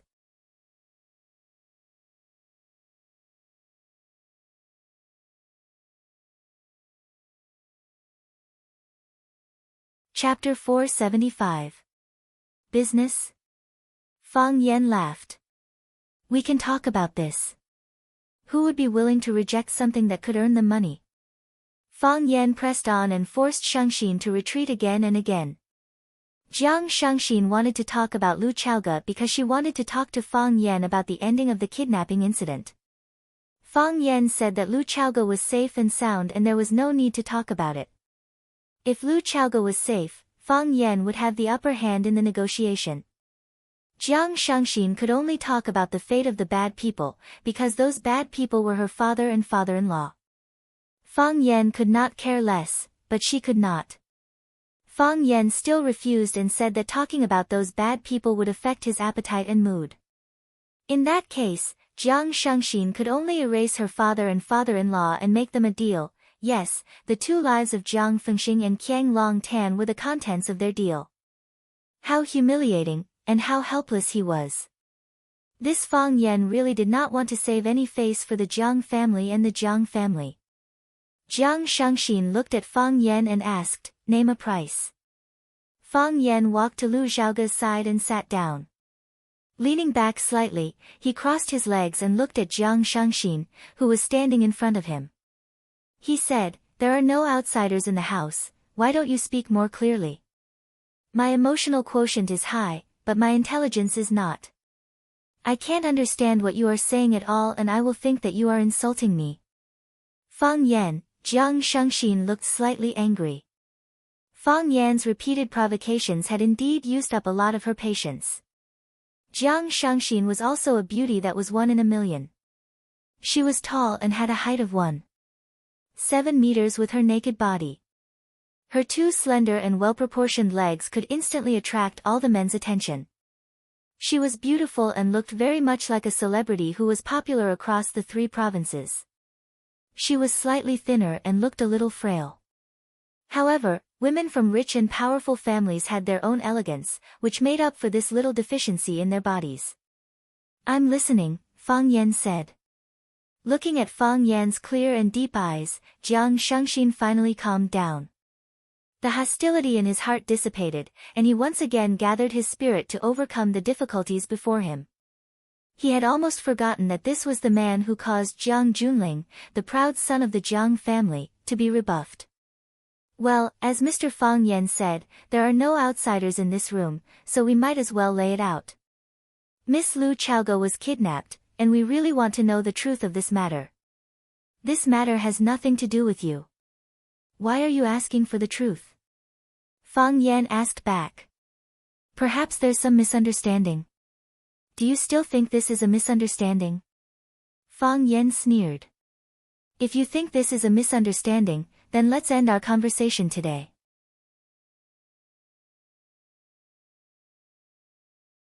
We don't have to do business. Jiang Shengxin clenched her teeth and said, Fang Yan, what do I have to do for you to let my father go? Your father. Fang Yan's gaze became playful and he said, Where is your father? Has he gone missing? If he has gone missing, you should call the police immediately. Why did you come to me instead of asking the police to help you find him? Fang Yan. Jiang Shengxin felt that her breathing had become uneven again. Her chest heaved up and down, outlining a beautiful arc. This woman was so skinny, but her breasts were so ample. She was indeed a rare beauty. Jiang Shengxin sensed where Fang Yan was looking at, but she did not care about it. She looked at Fang Yan with a determined gaze and said, Mr. Fang Yan, I have been honest with you, but you are not honest enough. Honest with you about what? I told you that I was the one who took your father away. Is this considered being honest with you? All right. I admit that my father was at fault in this matter. They may have been involved in Miss Lu Chaoga's kidnapping. However, Miss Lu is safe and sound now. I want to bring my father and father-in-law back. Name your conditions. Just involved. Fang Yan, if you don't even have the courage to admit your crimes, then I doubt the sincerity of your negotiation. Since you are not sincere, then there is no need to negotiate. If I want them, I will personally go to your place and get them back. Jiang Shengxin's face was as cold as frost, and her chest rose and fell even more intensely.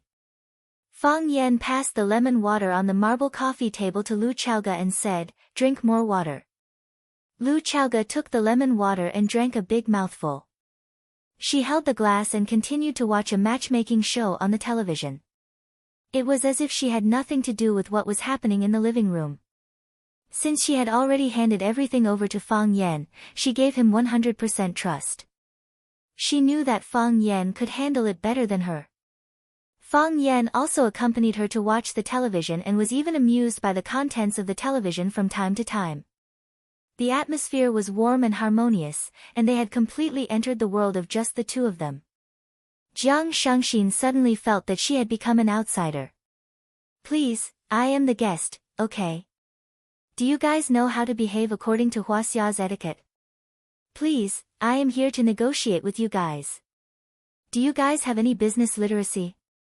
How did you guys become an existence that was ignored by others?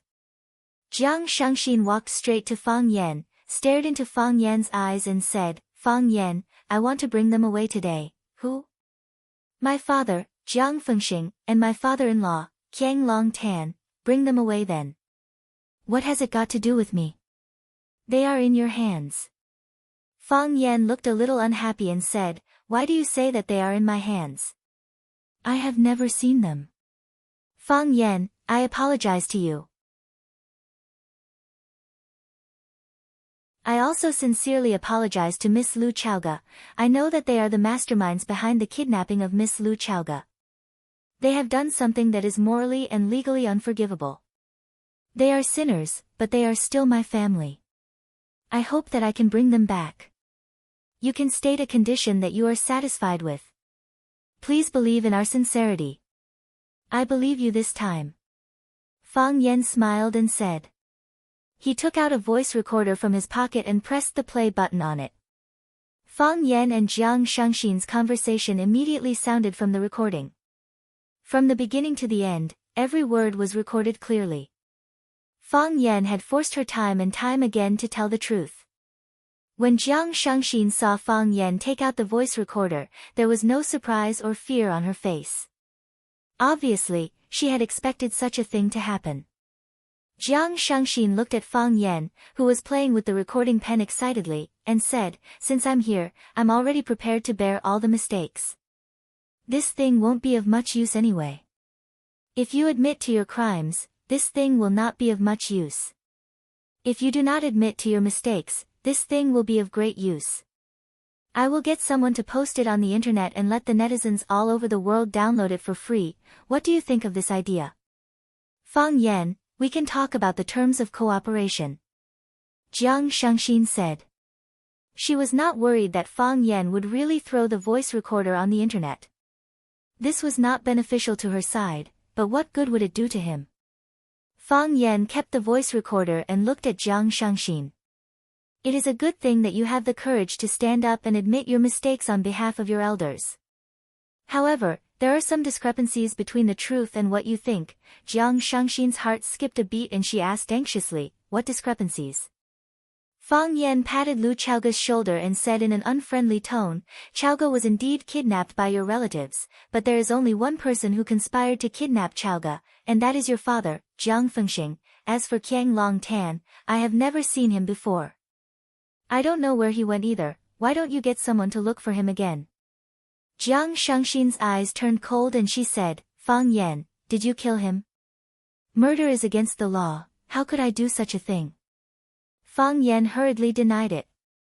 Even if I feel that he deserves to die 1,000 times or 10,000 times, I will never do something like that to silence him. How ruthless. Jiang Shangxin sneered and said.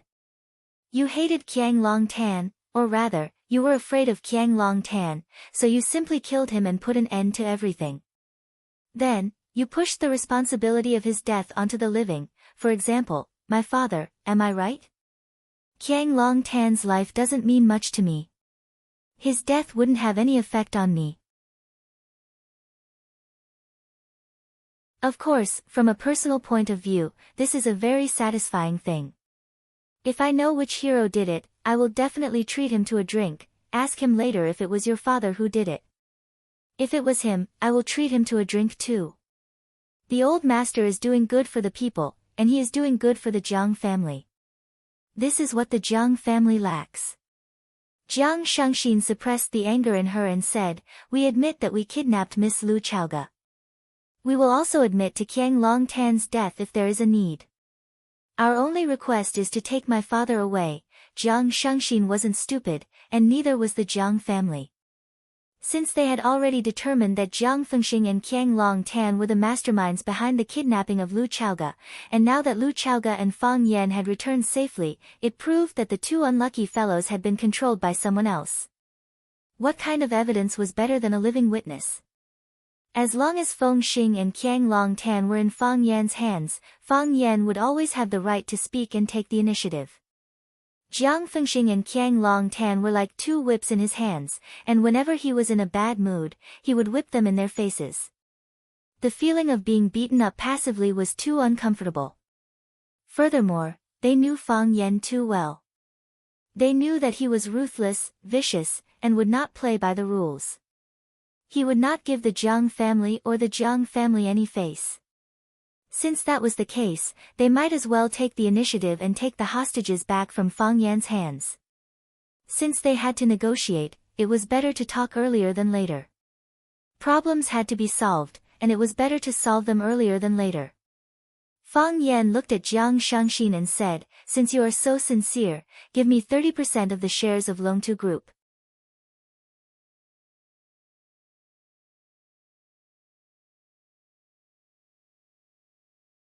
Chapter 476. Fang Yan. Jiang Shangxin shouted angrily. She wanted to snatch the glass from Lu Chaoga's hand and smash it on Fang Yan's disgusting face.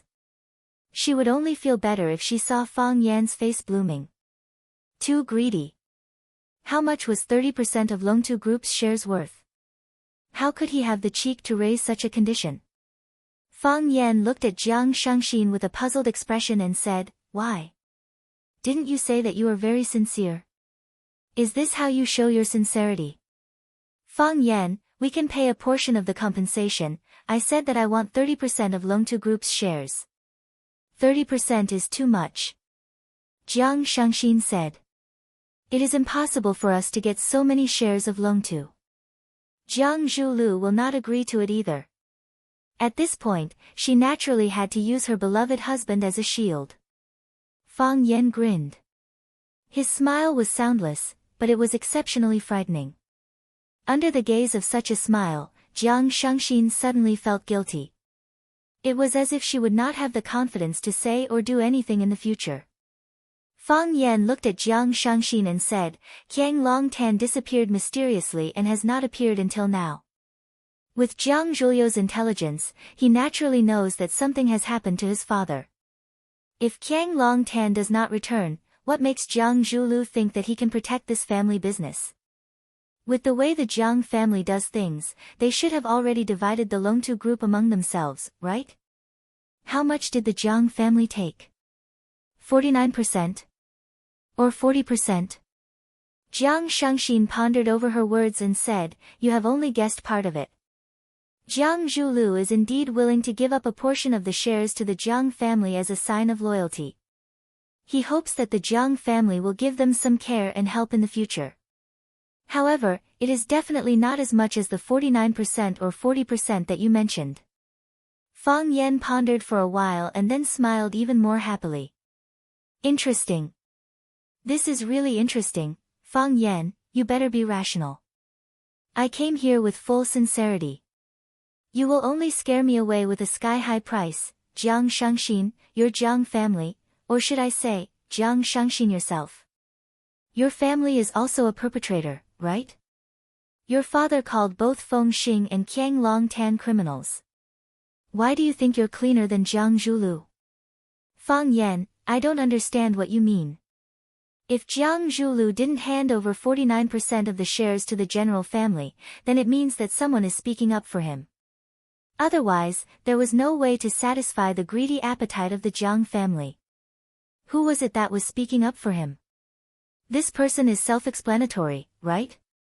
Jiang Shangxin, your father is also a kidnapper and a murderer.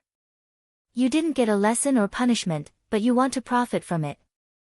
If I'm not wrong, Jiang Zhulu will transfer more than half of his shares to your name, right? Jiang Shangxin remained silent. Jiang Zhulu had indeed done such a thing. Qiang Longtan and Jiang Zhulu owned 100% of the shares of the Longtu group. Jiang Shangxin's mother, Li Yun, used the Jiang family's investment fund to buy 30% of the shares of the Longtu group. Coincidentally, the Jiang family was behind Li Yun. This was considered as Jiang Zhulyo's proof of allegiance to the Jiang family. As for the rest of the shares, Jiang Zhulu divided them into two portions. He kept one portion for himself and transferred the other portion to his own name. Now, Fang Yan directly asked for 30% of the shares. That was rudely cutting away the portion that belonged to him. Fang Yan knew that his guess was correct when he saw Jiang Shangxin's expression. Fang Yan looked at Jiang Shangxin and said, "Admit that you are the murderer who kidnapped Lu Chaoge and take responsibility for Qiang Longtan's disappearance. 30% of the shares is my lowest price. If you feel that you have committed a heinous crime and want to make up for it, we are fine with that. If you don't agree to my conditions, I will personally go to your door to get it. When that time comes, I will ask for more. A little more than I want right now." Jiang Shangxin stared at Fang Yan sharply and said, "Fang Yan, aren't you afraid?" "Afraid of what?" "You are declaring war on the Jiang family." Fang Yan squinted his eyes and smiled. He said, "You just realized it. 3 years ago, you realized it after I slapped Jiang Junling's face until it was swollen." Jiang Shangxin turned and left without saying a word. "Will they agree to it?" Lu Xiaoge asked in a low voice as he watched Shangxin leave angrily. "They will definitely agree." Fang Yan smiled and said. "They forced you out of the Longtu group back then. Now, I will push you into the Longtu. Since there is a word from your father's name in it, we will take it back. Otherwise, won't we be letting down uncle's efforts?" "That is your Longtu," Lu Chaoge said stubbornly. Fang Yan shook his head and said, "Let's not dwell on this problem. It is ours." "All right. It is ours." Lu Chaoge smiled and said. Fang Yan took the cup from Lu Chaoge and placed it on the coffee table. He said, "Let's go, I will accompany you for a walk." "Now?" Lu Chaoge looked outside and said, "Jiang Shangxin has gone back. The Jiang family will definitely make their next move. Don't you need to make some preparations?" Fang Yan helped Lu Chaoge up and said, "Nothing is more important than accompanying you for a walk." Lu Chaoge didn't want to tell Fang Yan that she only injured her hand and that she didn't need anyone to help her up. Even the strongest woman would have moments of softness. The sexiest woman would always let men be in a state of softness. It was another autumn, and it was another chilly autumn. The leaves were falling, and the branches were desolate. Fang Yan and Lu Chaoga strolled in the backyard, which was covered with fallen leaves, and enjoyed this rare moment of peace and leisure. Fang Yan, I thought that you wouldn't save me. Lu Chaoga said softly. I didn't think about it. Fang Yan interrupted Lu Chaoga and said. I didn't think about what I would gain if you weren't around. I only thought about what I would lose if you weren't around, so, everything I do is meaningful. Lu Chaoga sighed softly. It's not easy to have someone who is so compatible and trustworthy in life. So, I want to live well, and you have to live well too, Fang Yan said with a smile. You must live well. Lu Chaoga said, I haven't done what I promised you. Fang Yan sighed and said, what can I do for you? Lu Chaoga stopped in her tracks and used her hand that was wrapped in gauze to gently touch Fang Yan's face. She said, you just have to live well. Crack. The beautiful red porcelain cup was smashed against the wall and smashed into pieces. Hot tea splashed everywhere and stained Shangxin's exposed calf. She frowned in pain. Bam! Li Yun still felt that it wasn't enough to vent her anger. She slammed her palm on the mahogany table and scolded, shameless kid, you're too much. Mom, what should we do now? It seems like my dad has really fallen into his hands. He's only using this to negotiate with us. We can negotiate, but we can't give them that much. Fang Yan said that the Jiang family is greedy, but he's even more greedy than us. How can he have such a huge appetite at such a young age? Isn't he afraid that his stomach won't be able to digest it? He really doesn't have any regard for the Jiang family. Recalling Fang Yan's detestable attitude, Jiang Shangxin said coldly, Fang Yan is adamant that he wants 30%. I think he won't accept any less than that. He also wants us to take responsibility for the kidnapping of Lu Chaoga and Qiang Longtan's disappearance. He's determined not to let Qiang Longtan come back. Li Yun was so angry that she gritted her teeth and said, why don't we let Qiang Longtan come back? Jiang Shangxin's heart trembled slightly, but she pretended not to hear the murderous intent in her mother's words. Indeed, because her father was still alive, and because Jiang Fengxing was the one who came back, the mother and daughter were in a terrible situation. It wasn't an exaggeration to say that they were afraid of hurting the innocent. Ding! While the mother and daughter were hesitating, the visual doorbell in the house rang. Jiang Shangxin walked over to take a look. She turned around and said to her mother with an embarrassed expression, Jiang Junling is here. Why is he here at this time? Li Yun was secretly resentful and said, what else could it be? The Jiang family just doesn't trust us. Jiang Shangxin was extremely sad. This was the sad thing about women. When the news of Fengxing's accident was sent back to the Jiang family, they immediately sent important people over to keep an eye on him. Although they were also members of the Jiang family, the ones who had the final say in the Jiang family were the sons and grandsons of old Master Jiang. Women? In their eyes, they were just tools for bearing children. Jiang Shangxin looked at her mother and asked, what should we do now?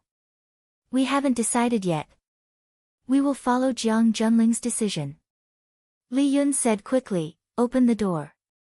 Jiang Shangxin pressed on the doorbell and smiled. Cousin, why did you come to Huaqing all of a sudden? Jiang Junling still looked calm and said, I was busy with some matters a few days ago, so I couldn't make it to Shangxin's wedding in time. I'm busy now, but I have to come over to give my blessings in person. Thank you, cousin.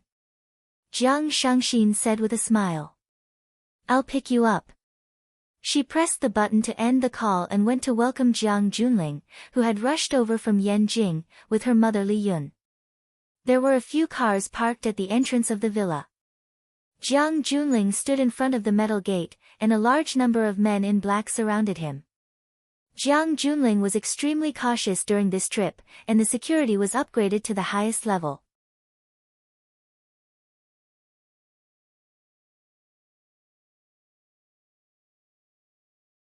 Chapter 477. Jiang Shangxin ran out to welcome Jiang Junling with a face full of joy. She was a completely different person from when she was in the house and guarded against him. Jiang Shangxin rushed forward and hugged Jiang Junling's arm. She said, "Brother, I called you before the wedding. You said that you couldn't make it because you had something on. You don't know how sad I was when I heard that. Ever since we were young, our relationship has always been the best.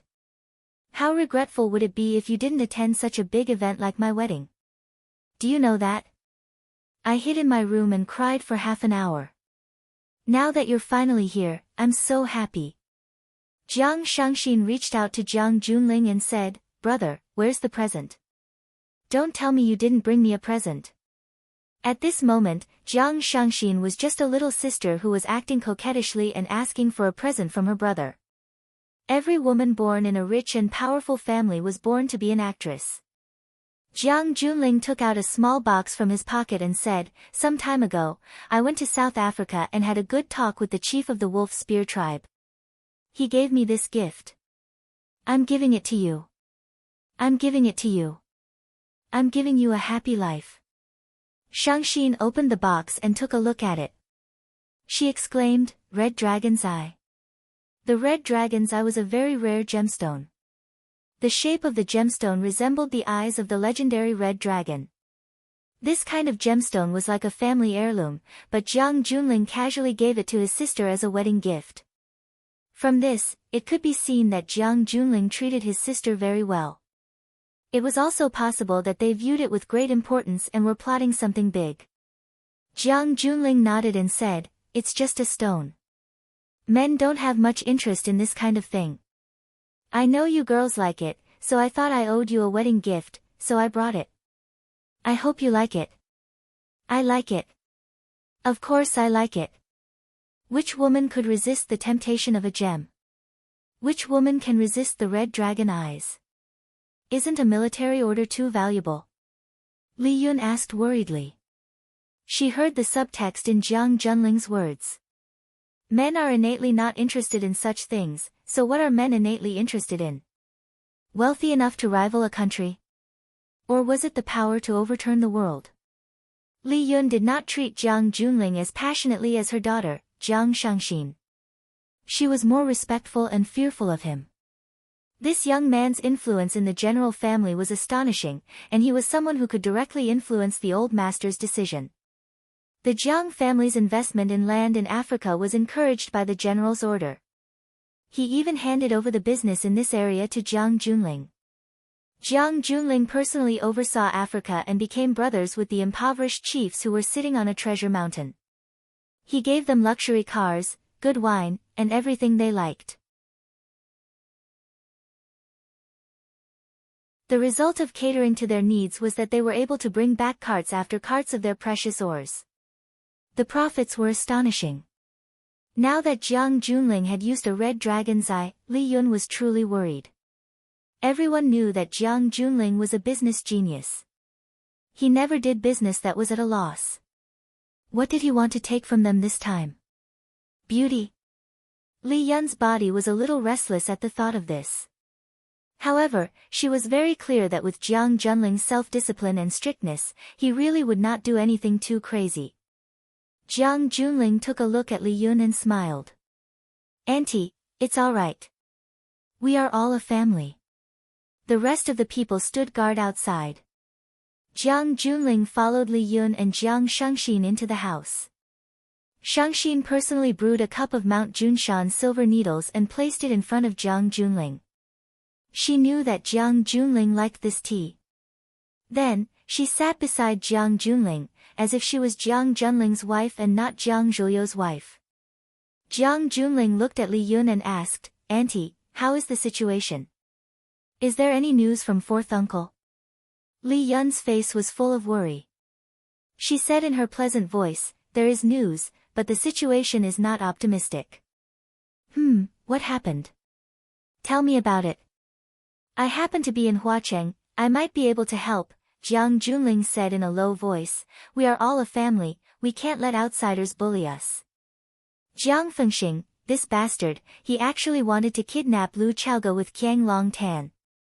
Lu Chaoga was kidnapped and Fang Yan went to your sister's wedding to ask for her. I heard about this. Jiang Junling's eyes turned cold and he said, Fang Yan bullied the Jiang family. He will get his retribution one day. Yes. Who does things like this? Marriage is a big event in a woman's life, and a wedding is the dream that women look forward to the most. In the end, it was ruined by Fang Yan. Because of this, your sister cried for a few days. After the wedding, your fourth uncle and Qiang Long Tan disappeared mysteriously. We couldn't find them no matter how hard we tried. You know your fourth uncle's character, he would more or less discuss it with me when he encountered something, but this time, he didn't discuss it with me. After that, Lu Chaoga came back. Your fourth uncle and Qiang Long Tan didn't appear, so we knew that they might have been controlled by someone. Maybe this is a show put up by Fang Yan? Jiang Junling asked. I thought so too. But now that she is in Fang Yan's hands, what can we do? Aren't we just going to listen to what others say? Fang Yan's conditions must be very hard to accept, right? Brother, how did you know? Jiang Shangxin exclaimed with her eyes wide open. Jiang Junling touched Jiang Shangxin's head and said with a smile, I knew a long time ago that he has good teeth, 30%. Li Yun said.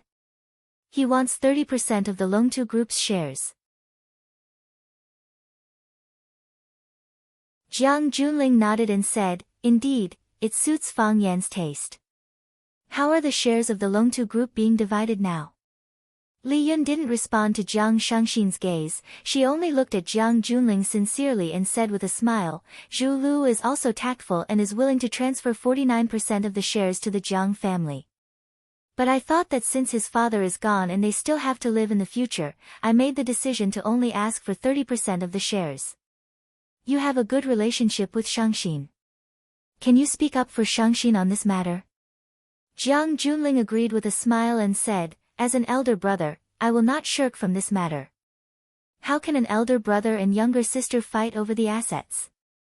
Since Aunt has already thought of the distribution plan, then let's do it this way.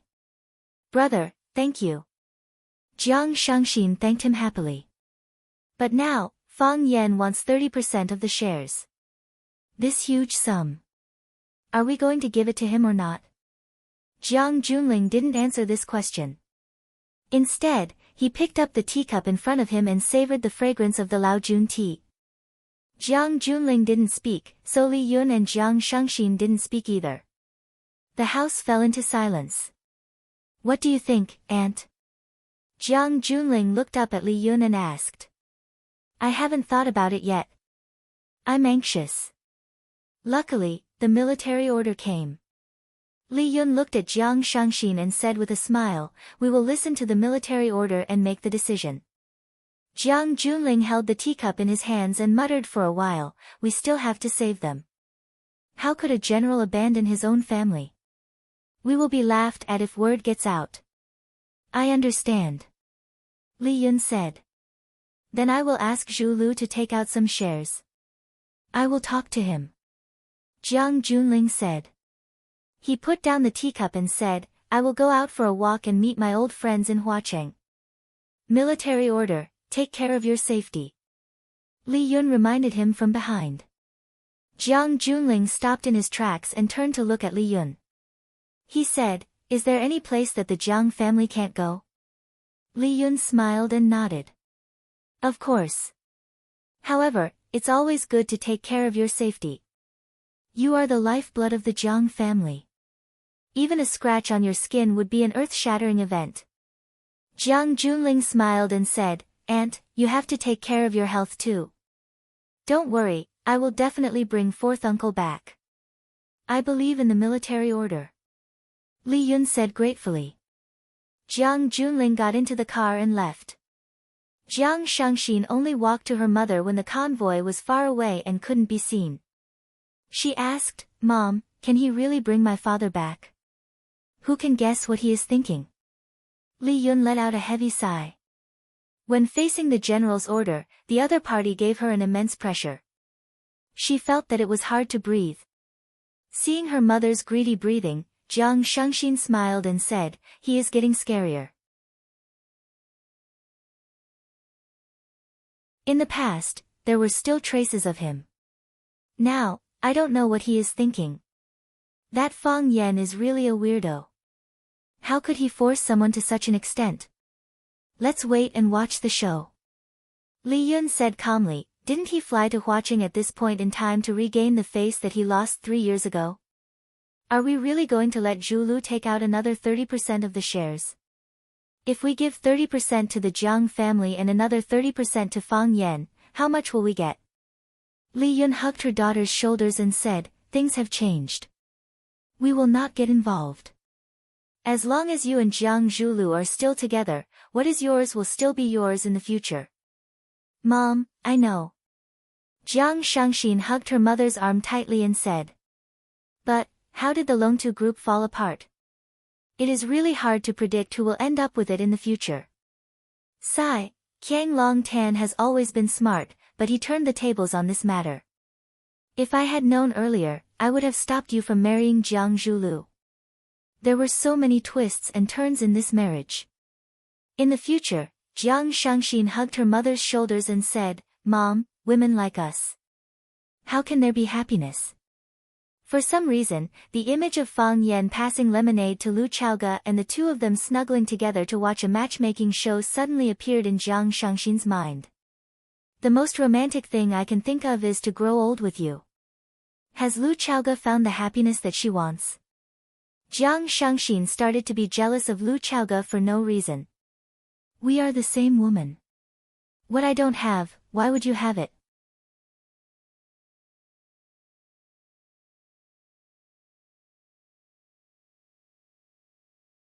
Chapter 478. Longting Tower, Longtu Group Headquarters. Since his father, Qiang Long Tan, wasn't around, Jiang Zhulu had been sitting in the CEO's office of Longtu Group for the past few days. Qiang Long Tan was the well-deserved leader of Longtu Group. He was also the spiritual idol of nearly 10,000 employees in Longtu Group. Since the establishment of Longtu Group, he had led the employees to create one miracle after another. Qiang Long Tan hadn't been to the company for 3 consecutive days, which naturally caused a certain degree of disturbance in the company. In particular, some of the senior managers who had a close relationship with Qiang Long Tan kept calling the CEO's office and Jiang Zhulio's phone to ask about Qiang Long Tan's whereabouts. Jiang Zhulu couldn't shirk the responsibility, so he had to stand up and take on the heavy responsibility.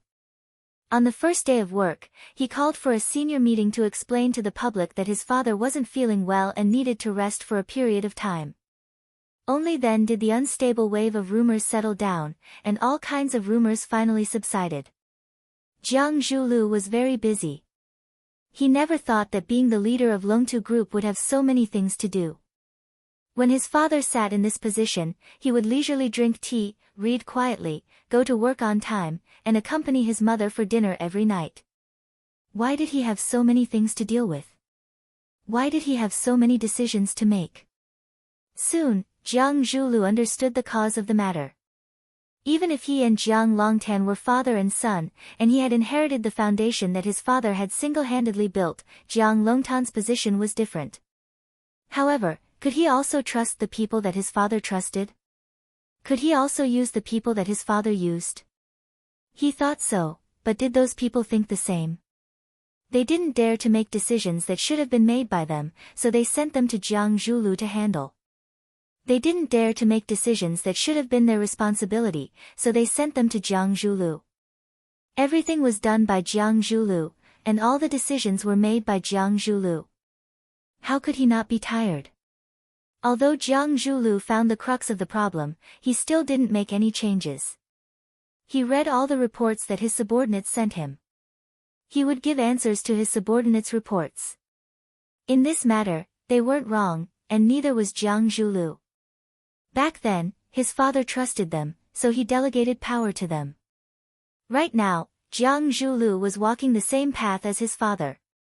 First, take back the power, then give it back to those who are trusted by him. Don't underestimate this process. It was a simple process that could win over the loyalty of smart people and let them clearly know who was in charge of the Longtu group. Jiang Zhulu had already made preparations to take over. He knew that his father would never come back. Mr. Jiang, Luo Jibin, the head of Jack's research lab, would like to report to you the research direction of Fire Phoenix's second phase. Mr. Kai Mingliang, the chairman of Longshan Company, has come to visit. He wants to talk to Mr. Jiang about the three-phase cooperation. Another Mr. Jiang came to visit. He said he's an old friend of yours. Wait, Jiang Zhulu looked up from the pile of reports in front of him and asked the confidential secretary, "What did you just say?" A Mr. Jiang came to visit. He said he's an old friend of yours. The confidential secretary, Jiang Liang, reported again. He was the secretary of the previous boss, Qiang Long Tan. He hadn't gained the trust of the person in front of him yet. Therefore, he was still a little nervous when facing him, but he hid it very well. Seeing that Jiang Zhulu was very concerned about this matter, he said, "Mr. Jiang is drinking tea in the living room." Jiang Zhulu hurriedly threw the pen in his hand on the table, pushed the chair away, and walked outside. He said, "Take me to him." Jiang Liang didn't ask why.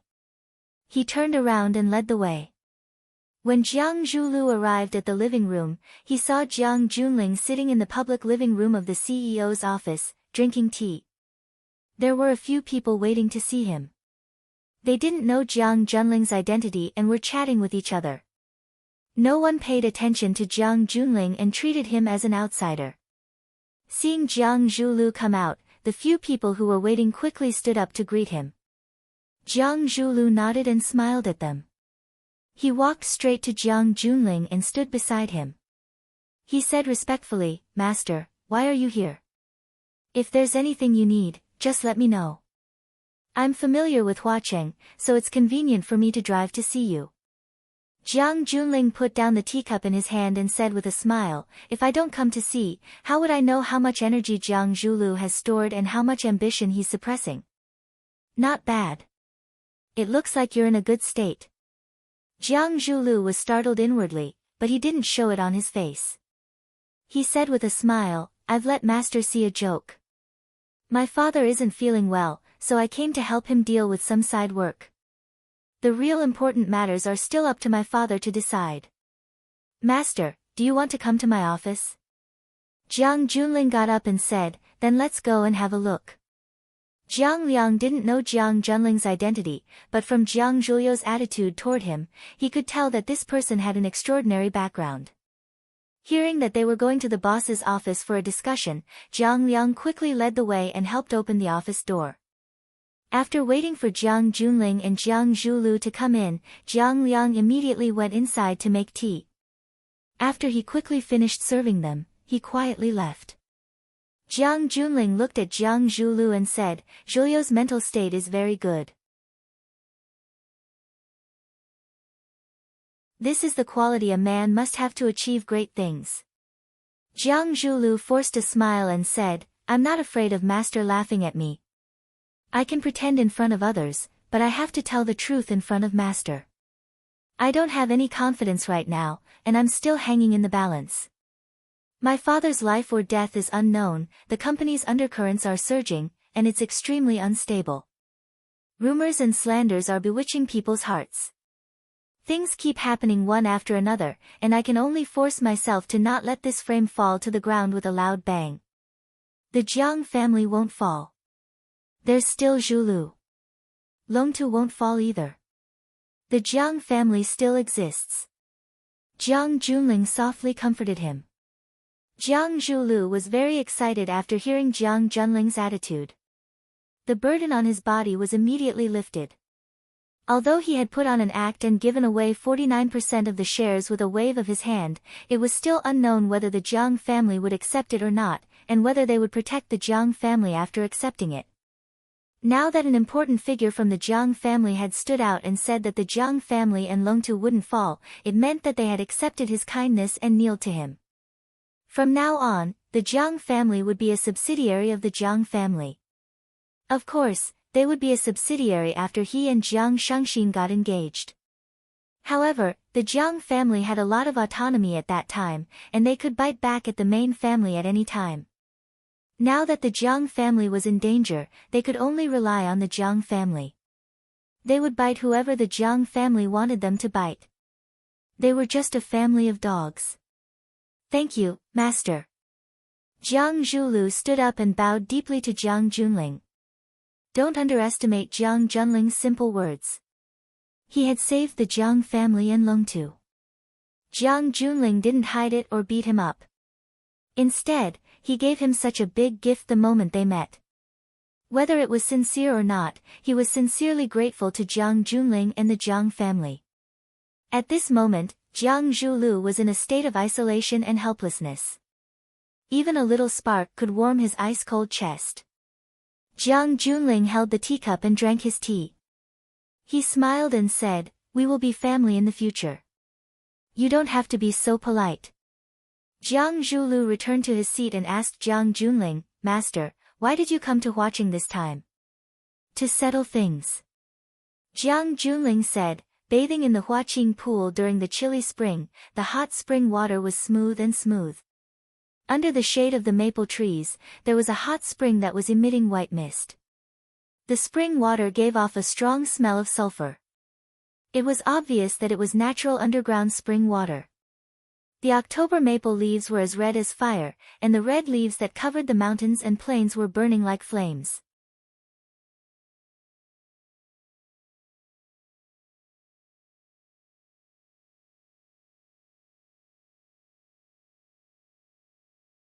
Chapter 479. The hardest thing in life is to make a choice, Lan Shanggu said with a sigh. Blue Mountain Club. Lan Shanggu stood at the entrance of the club with a calm face and a gentle and happy smile on his lips. But inadvertently, a trace of deep worry appeared in his eyes. This made the assistant beside him very puzzled. This young master had single-handedly facilitated the cooperation between the Lan family and Chaoyan Technology. As Chaoyan Technology's little flame products sold well all over the country, the Lan family, as one of the 3 major agents, also made a lot of money. He was originally the focus of the Lan family's training. After this successful investment, he could already be confirmed as the next candidate for the Lan family's helm. Shouldn't he be enjoying his carefree time?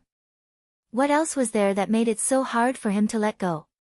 Lan Shanggu was indeed very worried, and this kind of suffering couldn't be poured out to outsiders. The 2 big brothers, Fang Yan and Jiang Junling, wanted to negotiate, but chose the Blue Mountain Club as the venue. Others didn't know the relationship between the Lan family and the Blue Mountain Club, but it was impossible for Fang Yan and Jiang Junling not to know. Originally, Lan Shanggu wanted to pretend that he didn't know about it. If they wanted to negotiate, then let them talk. But now that both sides had greeted him, he couldn't hide anymore. On one side was a famous young master in the capital, one of the most core figures of the Jiang family. Even with the Lan family's current status, there was no way to compete with such a giant. On the other side was a new upstart in the business world. Although he didn't show himself, and even the financial circle didn't know about his existence. However, as one of the most important partners of Chaoyan Technology, how could Lan Shanggu not know about the relationship between Lu Chaoga and Fang Yan? How could he not know about the relationship between Fang Yan and the Qin family's eldest daughter, Qin Tian? How could he not know who the real boss of Chaoyan Technology was? This pretty boy who only knows how to be soft-spoken.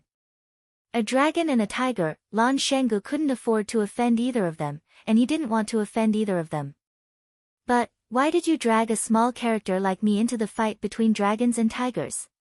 If you want to fight, go to Sword Peak. If you want to scold, go to the top of Shixia Mountain to scold. Why did you drag me into this? Did the poor deserve to be bullied by the rich? Poor people also have dignity, okay? His heart was filled with sorrow, but he still had to force a smile. Lan Shanggu felt that he was a prostitute in a nightclub who drank with the customers with her bare chest and thighs. While she was cursing Fang Yan and Jiang Junling for being unkind, a luxury car stopped in front of the clubhouse. Lan Shanggu quickly walked down the stairs and opened the door for him. He smiled and said, "Long time no see, young Master Jiang. You haven't been to Flower City for a few years, right?"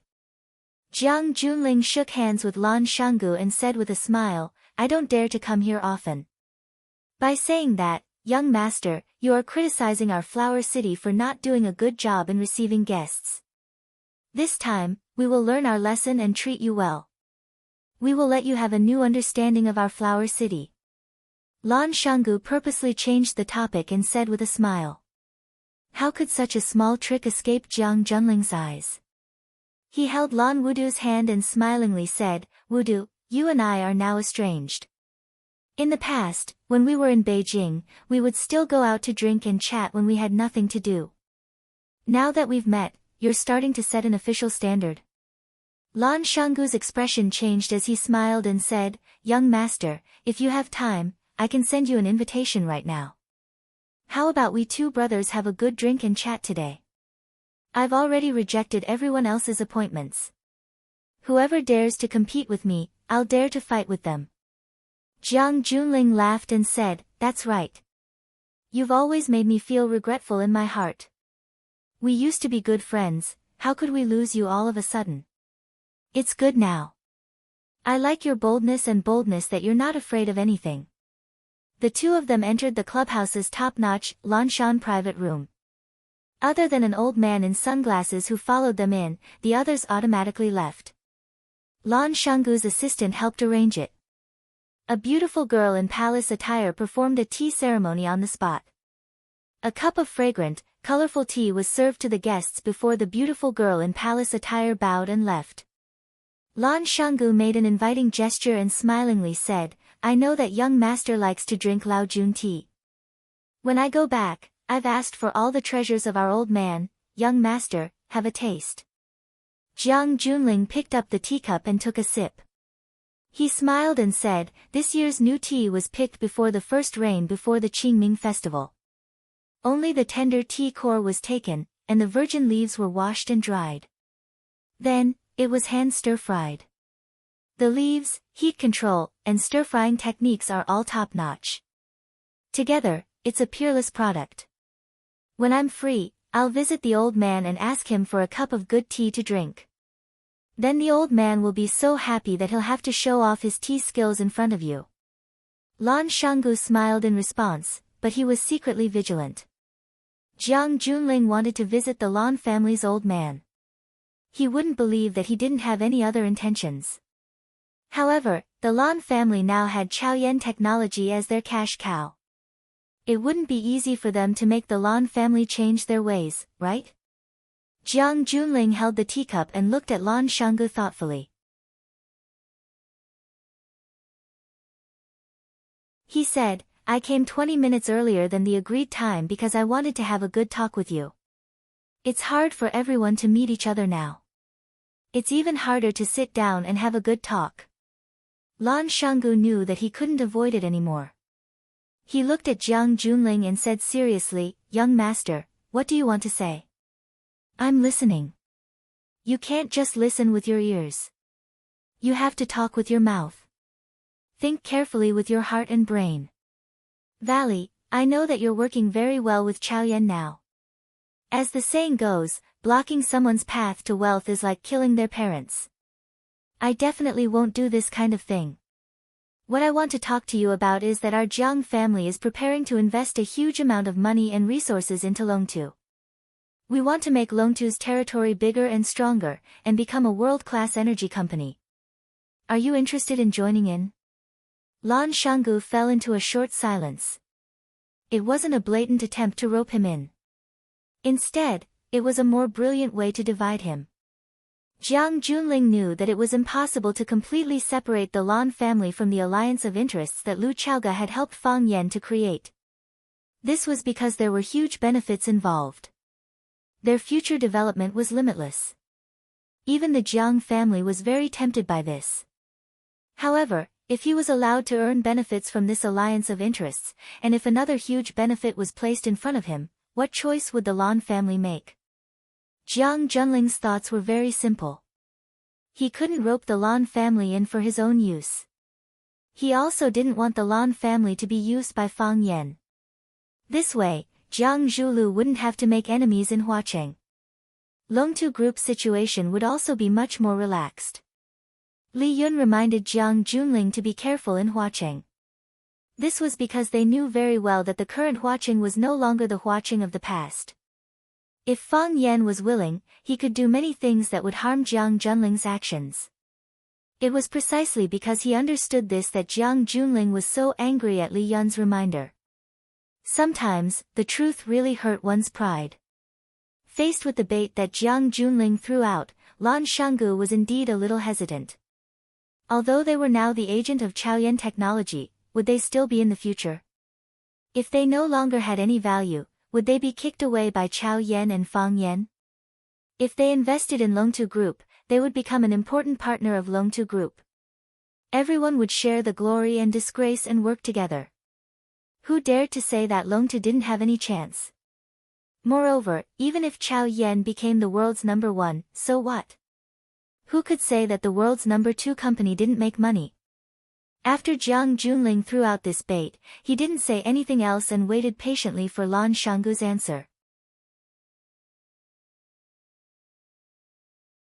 Lan Shanggu's mind spun like lightning, constantly considering the pros and cons of various options. After a long time, Lan Shanggu finally made up his mind and said, "Young master, this matter is too important.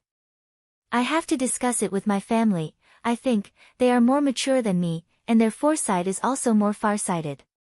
They will give a more accurate judgment." Jiang Junling's eyes trembled slightly, then returned to normal in an instant. Although Lan Shanggu didn't say anything definite, he had already rejected Jiang Junling's suggestion in person. In other words, between him and Fang Yan, he chose Fang Yan. Moreover, he followed Fang Yan with a resolute and decisive attitude. This kind of person, if you can't be a friend, then you can only be an opponent. I understand. Jiang Junling nodded and said. Then, he held his teacup and drank his tea, no longer saying anything. Jiang Junling didn't say anything, and Lan Shanggu didn't say anything either. The sound of chattering and the fragrance of tea was quiet. But the air in the room was about to freeze. Time flew, and when it was almost time to meet, Lan Shanggu stood up and said, "Young master, please wait a moment. Young master Fang is here, I'll go welcome him." Jiang Junling didn't reply. Since Lan Shanggu had already made his choice, it was reasonable for him to give Fang Yan enough respect at this time. Lan Shanggu didn't wait for Jiang Junling's response, and pushed the door open and walked out of the room. When he stood at the entrance of the club again, his mood was a lot better for no reason. Lan Shanggu felt his heart calm down. The most difficult thing in life was to make a choice. When you make a choice, many things will suddenly become clear. A GMC limousine stopped at the entrance of the club, and Lan Shanggu quickly walked down the steps. After opening the door for him, he smiled and said, "Young master, Jiang Junling has been waiting for you for a long time. I thought you stood him up and wouldn't come today." Fang Yan jumped out of the car first, then turned around to help Lu Chaoga get out.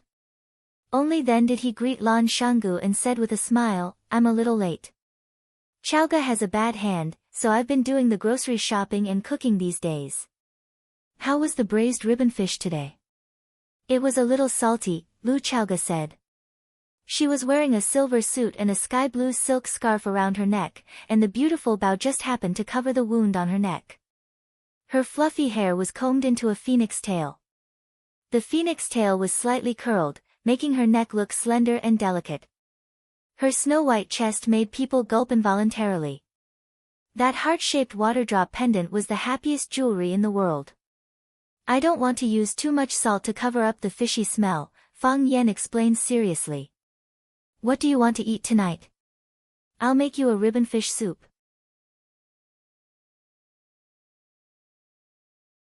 "It'll be a little lighter, but I want the freshness of the fish." "Okay," Lu Chaoga said. "And the mapo tofu we had this afternoon." "No problem." Fang Yan held Lu Chaoga's arm and said, the prices have gone up again. Let's go in and ask for some money to buy groceries. One side was trying to bribe people, while the other was talking with his girlfriend about how to cook and buy groceries. Who was the real winner? The answer was obvious. Lan Shanggu laughed and said, we'll have to ask for some money. We can't afford to ask for less. But he was thinking that a pretty boy like Fang Yan was already a winner in life.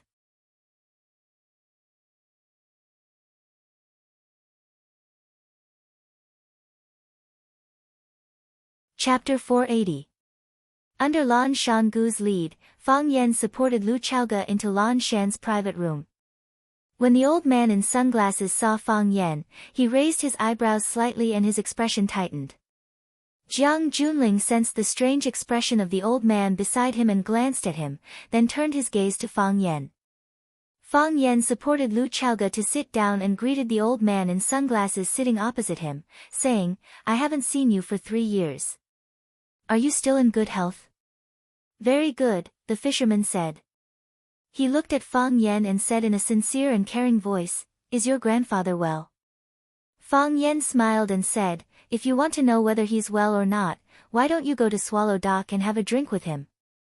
I don't dare to go. The fisherman sighed softly. You know your grandfather's temper. If I go, he'll definitely scold me badly. I've lived for so many years, and this is the only face I can use to fool people. If it falls on the ground, how can I pick it up? Also, your grandfather doesn't want to see me right now. Old Fang has always been strong and likes to compare himself to others. He's in his twilight years, but he has to send off a black-haired person. He doesn't feel good about it. Why should I go and stab him? Fang Yan's expression was solemn and he showed unprecedented respect to the fisherman. He said, you are my grandfather's old friend of many years. The people who understand him the most are you old friends. My suggestion was too frivolous, please don't blame me, old man. The fisherman waved his hand and said, I don't blame you. If I wanted to, I would have done it long ago. We each have our own standpoints, and we each serve our own masters, so we won't quarrel when we meet. When I feel like I'm about to leave, I'll go see old Fang and have a good drink with him. I'll listen to him scold me to his heart's content, that's the real joy then. I hope that day will come later, Fang Yan said with a serious expression. Jiang Junling didn't feel jealous at all when his subordinates were fighting with the enemy. He listened to their conversation with great interest, as if he were one of them. Lan Shanggu also felt that the atmosphere was really strange, but he tried his best to keep a low profile and reduce his presence. After summoning the beauty in the palace dress to brew a pot of Longjing tea, she said to Fang Yan, young master, I'll go out to entertain them. Shall we have dinner here tonight? No need, Fang Yan refused. If I eat here, you'll have to sit with me. If I busied myself with eating, I felt disrespectful to you, the host. If I keep thinking about what to say to you, I won't be able to eat smoothly. There's still leftovers at home. I'll go back and cook a few dishes. He wouldn't eat out. You don't have to leave, just be a witness. Lan Shanggu nodded and said, young master cooking personally, it's very romantic. Fang Yan wouldn't let him leave, so he could only find a corner to sit. Jiang Junling looked at Fang Yan and said with concern, just now, the fisherman said something. The white-haired person sending off the black-haired person, this is the greatest tragedy in life, the dead are gone, and the living are like this. Nothing is more sad than to ruin one's life. Fang Yan's eyes trembled slightly as he looked at Jiang Junling and said, this is indeed a sad and despairing matter. You clearly feel that you can control everything, but you can only watch as your loved ones die in front of you. If it's possible, I hope that this will only happen once in my life.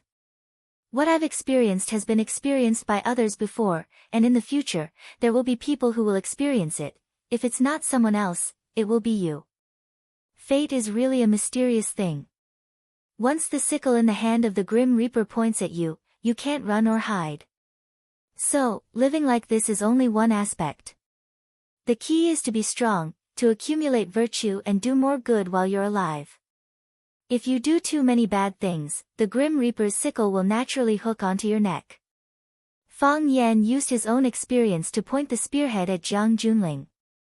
Those who do too much evil will bring about their own destruction. What happened to me will also happen to others. This kind of tragedy will never be the last time it happens. If the Jiang family still doesn't know how to stop and keep doing such immoral things, the Grim Reaper's sickle will definitely stretch onto their necks. At that time, even if you regret it, it will be too late. Jiang Junling nodded in agreement and said, "That makes sense." Filial piety, loyalty, trust, propriety, justice, integrity, and shame, if any of them are missing, it will be difficult to support a person. Accumulate virtue, do more good, and do less bad things, then there will be peace at home and abroad. Jiang Junling retorted bluntly. The hidden meaning in his words was that if Fang Yan hadn't done too many bad things, no one in his family would have died tragically. If he still acted willfully and recklessly this time, then there would be no peace at home and abroad. Fang Yan was threatening Jiang Junling, and Jiang Junling was also threatening Fang Yan. As soon as they came into contact, swords were drawn. Lan Shanggu wished he could stick his head into his pants. Once again, he regretted sitting here. Why didn't he pretend to be dead and go to the hospital? Why didn't he say that he needed to change sanitary pads when he was on his period? Even if he was beaten twice on the head, it would still be much more relaxing and enjoyable than sitting here and watching Fang Yan and Jiang Junling stab each other. Lan Shanggu felt that he was really too pitiful. Fang Yan held a cup of Longjing tea in his hand, looked at Jiang Junling and said, "If I were you, I would definitely not be stupid enough to provoke a powerful opponent at this time." Jiang Junling calmly looked at Fang Yan and said, "When friends come, there is good wine, when enemies come, there is a hammer, friend or enemy, I know very well." Pa! Fang Yan raised his hand and splashed the cup of Longjing tea at Jiang Junling, who was sitting opposite him. Whoosh, the tea was like an arrow, piercing toward Jiang Junling's face. The old man in shades moved like a goshawk. With a wave of his wide sleeves, the cup of Longjing tea was taken away without a drop of rain. From beginning to end, the General Ling sat steadily in his original position, not showing any signs of panic or anger. He was like an emotionless stone Buddha. The old man in shades was on guard, but Fang Yan didn't make any further moves. Jiang Junling looked at Fang Yan and said, "This kind of insult has no meaning. If even you say it's an insult, then it means that this kind of behavior will make you unhappy. I'm not a very promising person, but if I can make someone I don't like a little unhappy, I'll be very happy," Fang Yan said with a smile. "Tell me honestly, do you feel a little unhappy in your heart?" Jiang Junling nodded honestly and said, "It's not just a little unhappy, it's very unhappy. No one has ever dared to pour tea on the face of a member of the general's family. In the eyes of the elderly, this kind of insult is very serious, and it must be paid with blood. In other words, I'll have to be more careful when I go out in the future. Just take it as a friendly reminder." Jiang Junling looked at Fang Yan and said, "I sincerely wish for your family to be safe." Hearing Jiang Junling's threat again, Fang Yan couldn't help but laugh and said, "You must have heard of this saying, the barefooted are not afraid of those who wear shoes. We've experienced it before, so we know how painful it is to lose a loved one. After knowing it, we hope that this feeling won't befall us again, but befall others. For example, those people who want to kill us." Jiang Junling, do you believe it? I'm really not afraid of tearing your neck off." When Fang Yan said this last sentence, the smile on his face had disappeared, and his voice was devoid of any emotion. His clear eyes became deep, and a frightening scarlet red appeared in his pupils. At this moment, Fang Yan was filled with killing intent, and he was as violent as a general who had just slaughtered thousands of enemy soldiers on the battlefield. Even the heart of Grand Mystery couldn't suppress such killing intent. Even Laozi's mind-clearing incantation couldn't get rid of such killing intent. The expression of the old man in sunglasses changed again, and he couldn't help but sit up, moving sideways toward Jiang Junling. This was to prevent Fang Yan's sudden attack from catching him off guard. The old man in sunglasses looked at Fang Yan and said angrily, "How did you get the smell of blood from practicing the Fang Tai Chi? In the past, your grandfather wrote to me, praising you as a rare martial arts prodigy. You've indeed lived up to expectations, comprehending the heart of Tai Chi at such a young age. Not only the Fang family, but also the famous Tai Chi clans all agree that you're the master of Tai Chi's resurgence. But look at what you're doing now. What are you practicing? You're going to lead Tai Chi down the wrong path." Fang Yan knew that the old man in sunglasses was really doing this for his own good. Old people at their age still had a strong sense of greatness, such as the resurgence of their country and culture. Fang Yan had grown up in such a family, so he had subtly inherited such emotional cognition. The red in Fang Yan's eyes slowly disappeared, and the hostility in his heart dissipated. Only then was he able to speak to the old man in sunglasses in a normal tone. He said, "I know that the way I practice is wrong, and I also know that I'm going down the wrong path. But I really have no other choice. My heart is full of hatred, and I'm full of killing intent. If I don't vent these feelings, I think I'll never be able to return to the right path. In 3 years, I haven't made any progress in my martial arts, and I haven't mastered my chi. Grandfather is also very worried for me, and he has asked me countless times to let go of the knot in my heart and let go of the hatred, but how can I let go? How can I let go? The knot in my heart isn't to let go, but to untie it. The hatred isn't to let go, but to have an eye for an eye." Fang Yan opened his mouth and smiled at Jiang Junling, saying, "That's why I came out. I used my own method to untie the knot in my heart and let go of the hatred. Jiang Junling, in the future, when I'm good at martial arts, you'll definitely be my greatest benefactor." "I can't bear it," Jiang Junling said with a serious expression. At this moment, in his heart, Fang Yan was like a rabid dog that could pounce and bite someone at any time. He somewhat regretted coming to Huaqing at this time.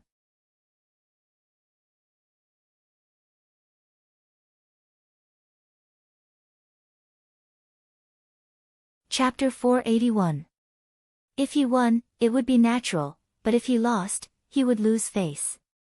This was Jiang Junling's current situation, just like last time. He had already thought of this question.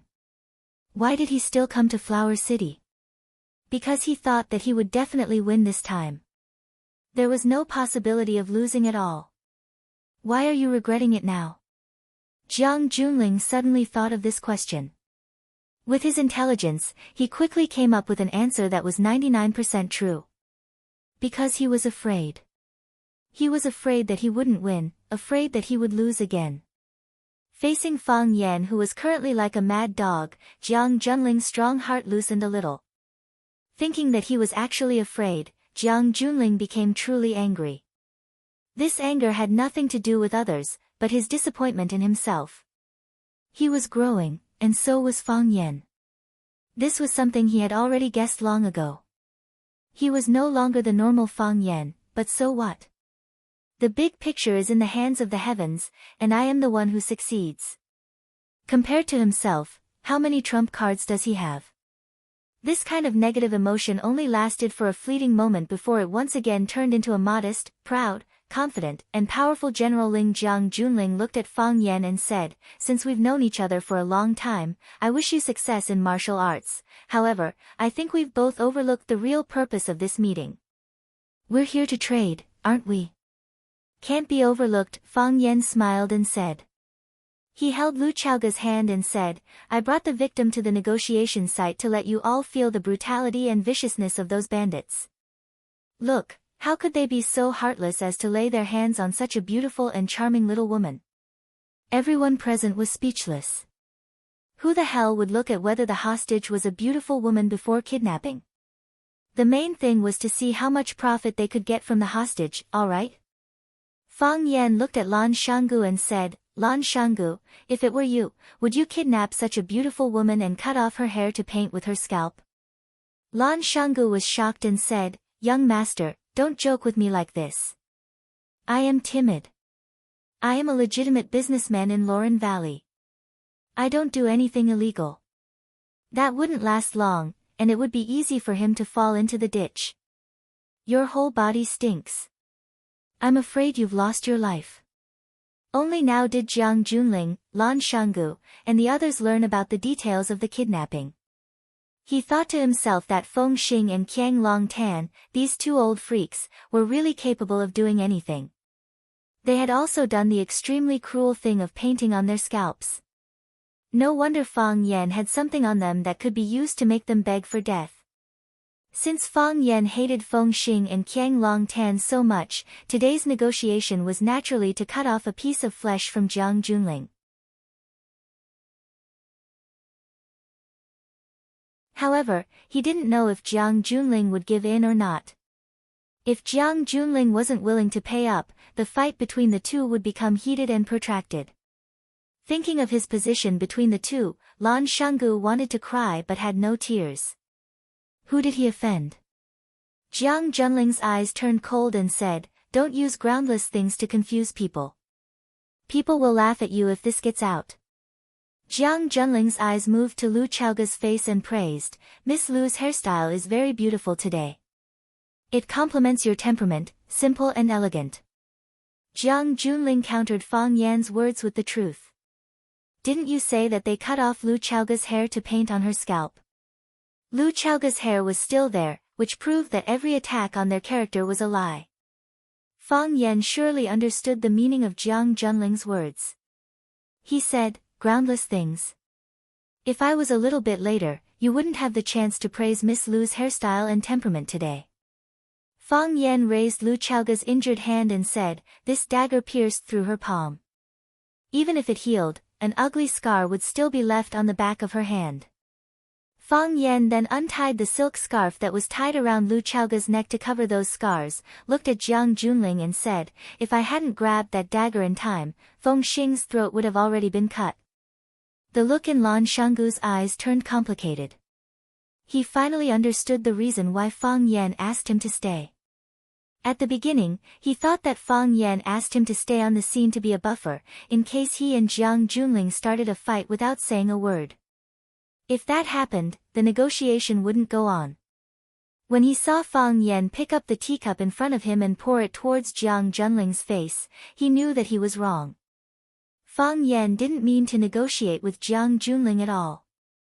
He was a madman who wouldn't even care about poking a hole in the sky. He didn't care about the power of the Jiang clan at all. Now he understood that Fang Yan asked him to be a witness.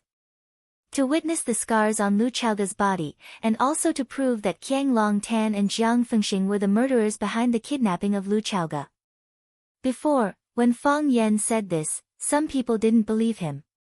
Some people even thought that this was a drama directed and acted by Fang Yan himself. He was vicious and merciless, and even the people closest to him were his pawns. Now that Fang Yan showed up with Lu Chaoga, the meaning of his words was clear.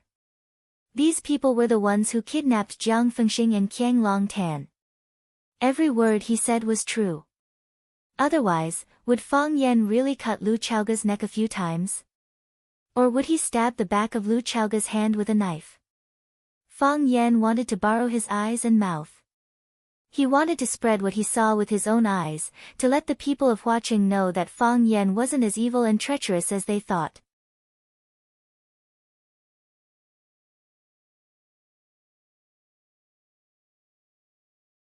After a fierce fight, I finally subdued them. I've never seen the dragon pool before, but I've never seen it before. I don't know if they were thrown into the deep sea by your fourth uncle because they couldn't split the loot evenly. I don't know how to swim. Even if I could, I wouldn't jump into the sea to look for them. What does his life have to do with me, right? Lan Shanggu's hand trembled slightly as he held the teacup in his hand. Qiang Long Tan was already dead. After Jiang Zhuliu's wedding, the Jiang family's reputation had been trampled into the abyss by Fang Yan. However, no one dared to underestimate the Jiang family. Because the Jiang family had Qiang Long Tan, and because the Jiang family had the backing of the Jiang family. Who could guarantee that the Jiang family wouldn't be able to rise again? If Qiang Long Tan was also dead, with just Jiang Zhuliu, would he be able to carry the Jiang family's banner? Jiang Junling nodded and said, "In other words, Qiang Long Tan is dead?" I said I don't know. The Jiang family still has to bear the crime of killing Qiang Longtan. You don't have to bear it. Fang Yan said confidently, if you don't want to bear it, then let someone else bear it. I don't like to force people. If that's the case. Jiang Junling looked at Fang Yan and said, I think your price is too high. We can only give you 10% of Longtu Group's shares at most. This is the highest price we can offer after discussing with Jiang Zhulu. Fang Yan helped Lu Chaoga up and said, as the victim's family, we refuse to accept such a humiliating price. Negotiation ends here. Before he finished, he was already holding Lu Chaoga's hand and walking towards the door of the private room. You're tuning in to the Blissful Bookshelf YouTube channel. We're so grateful for your support, and don't forget to subscribe to join us on this incredible journey through captivating stories.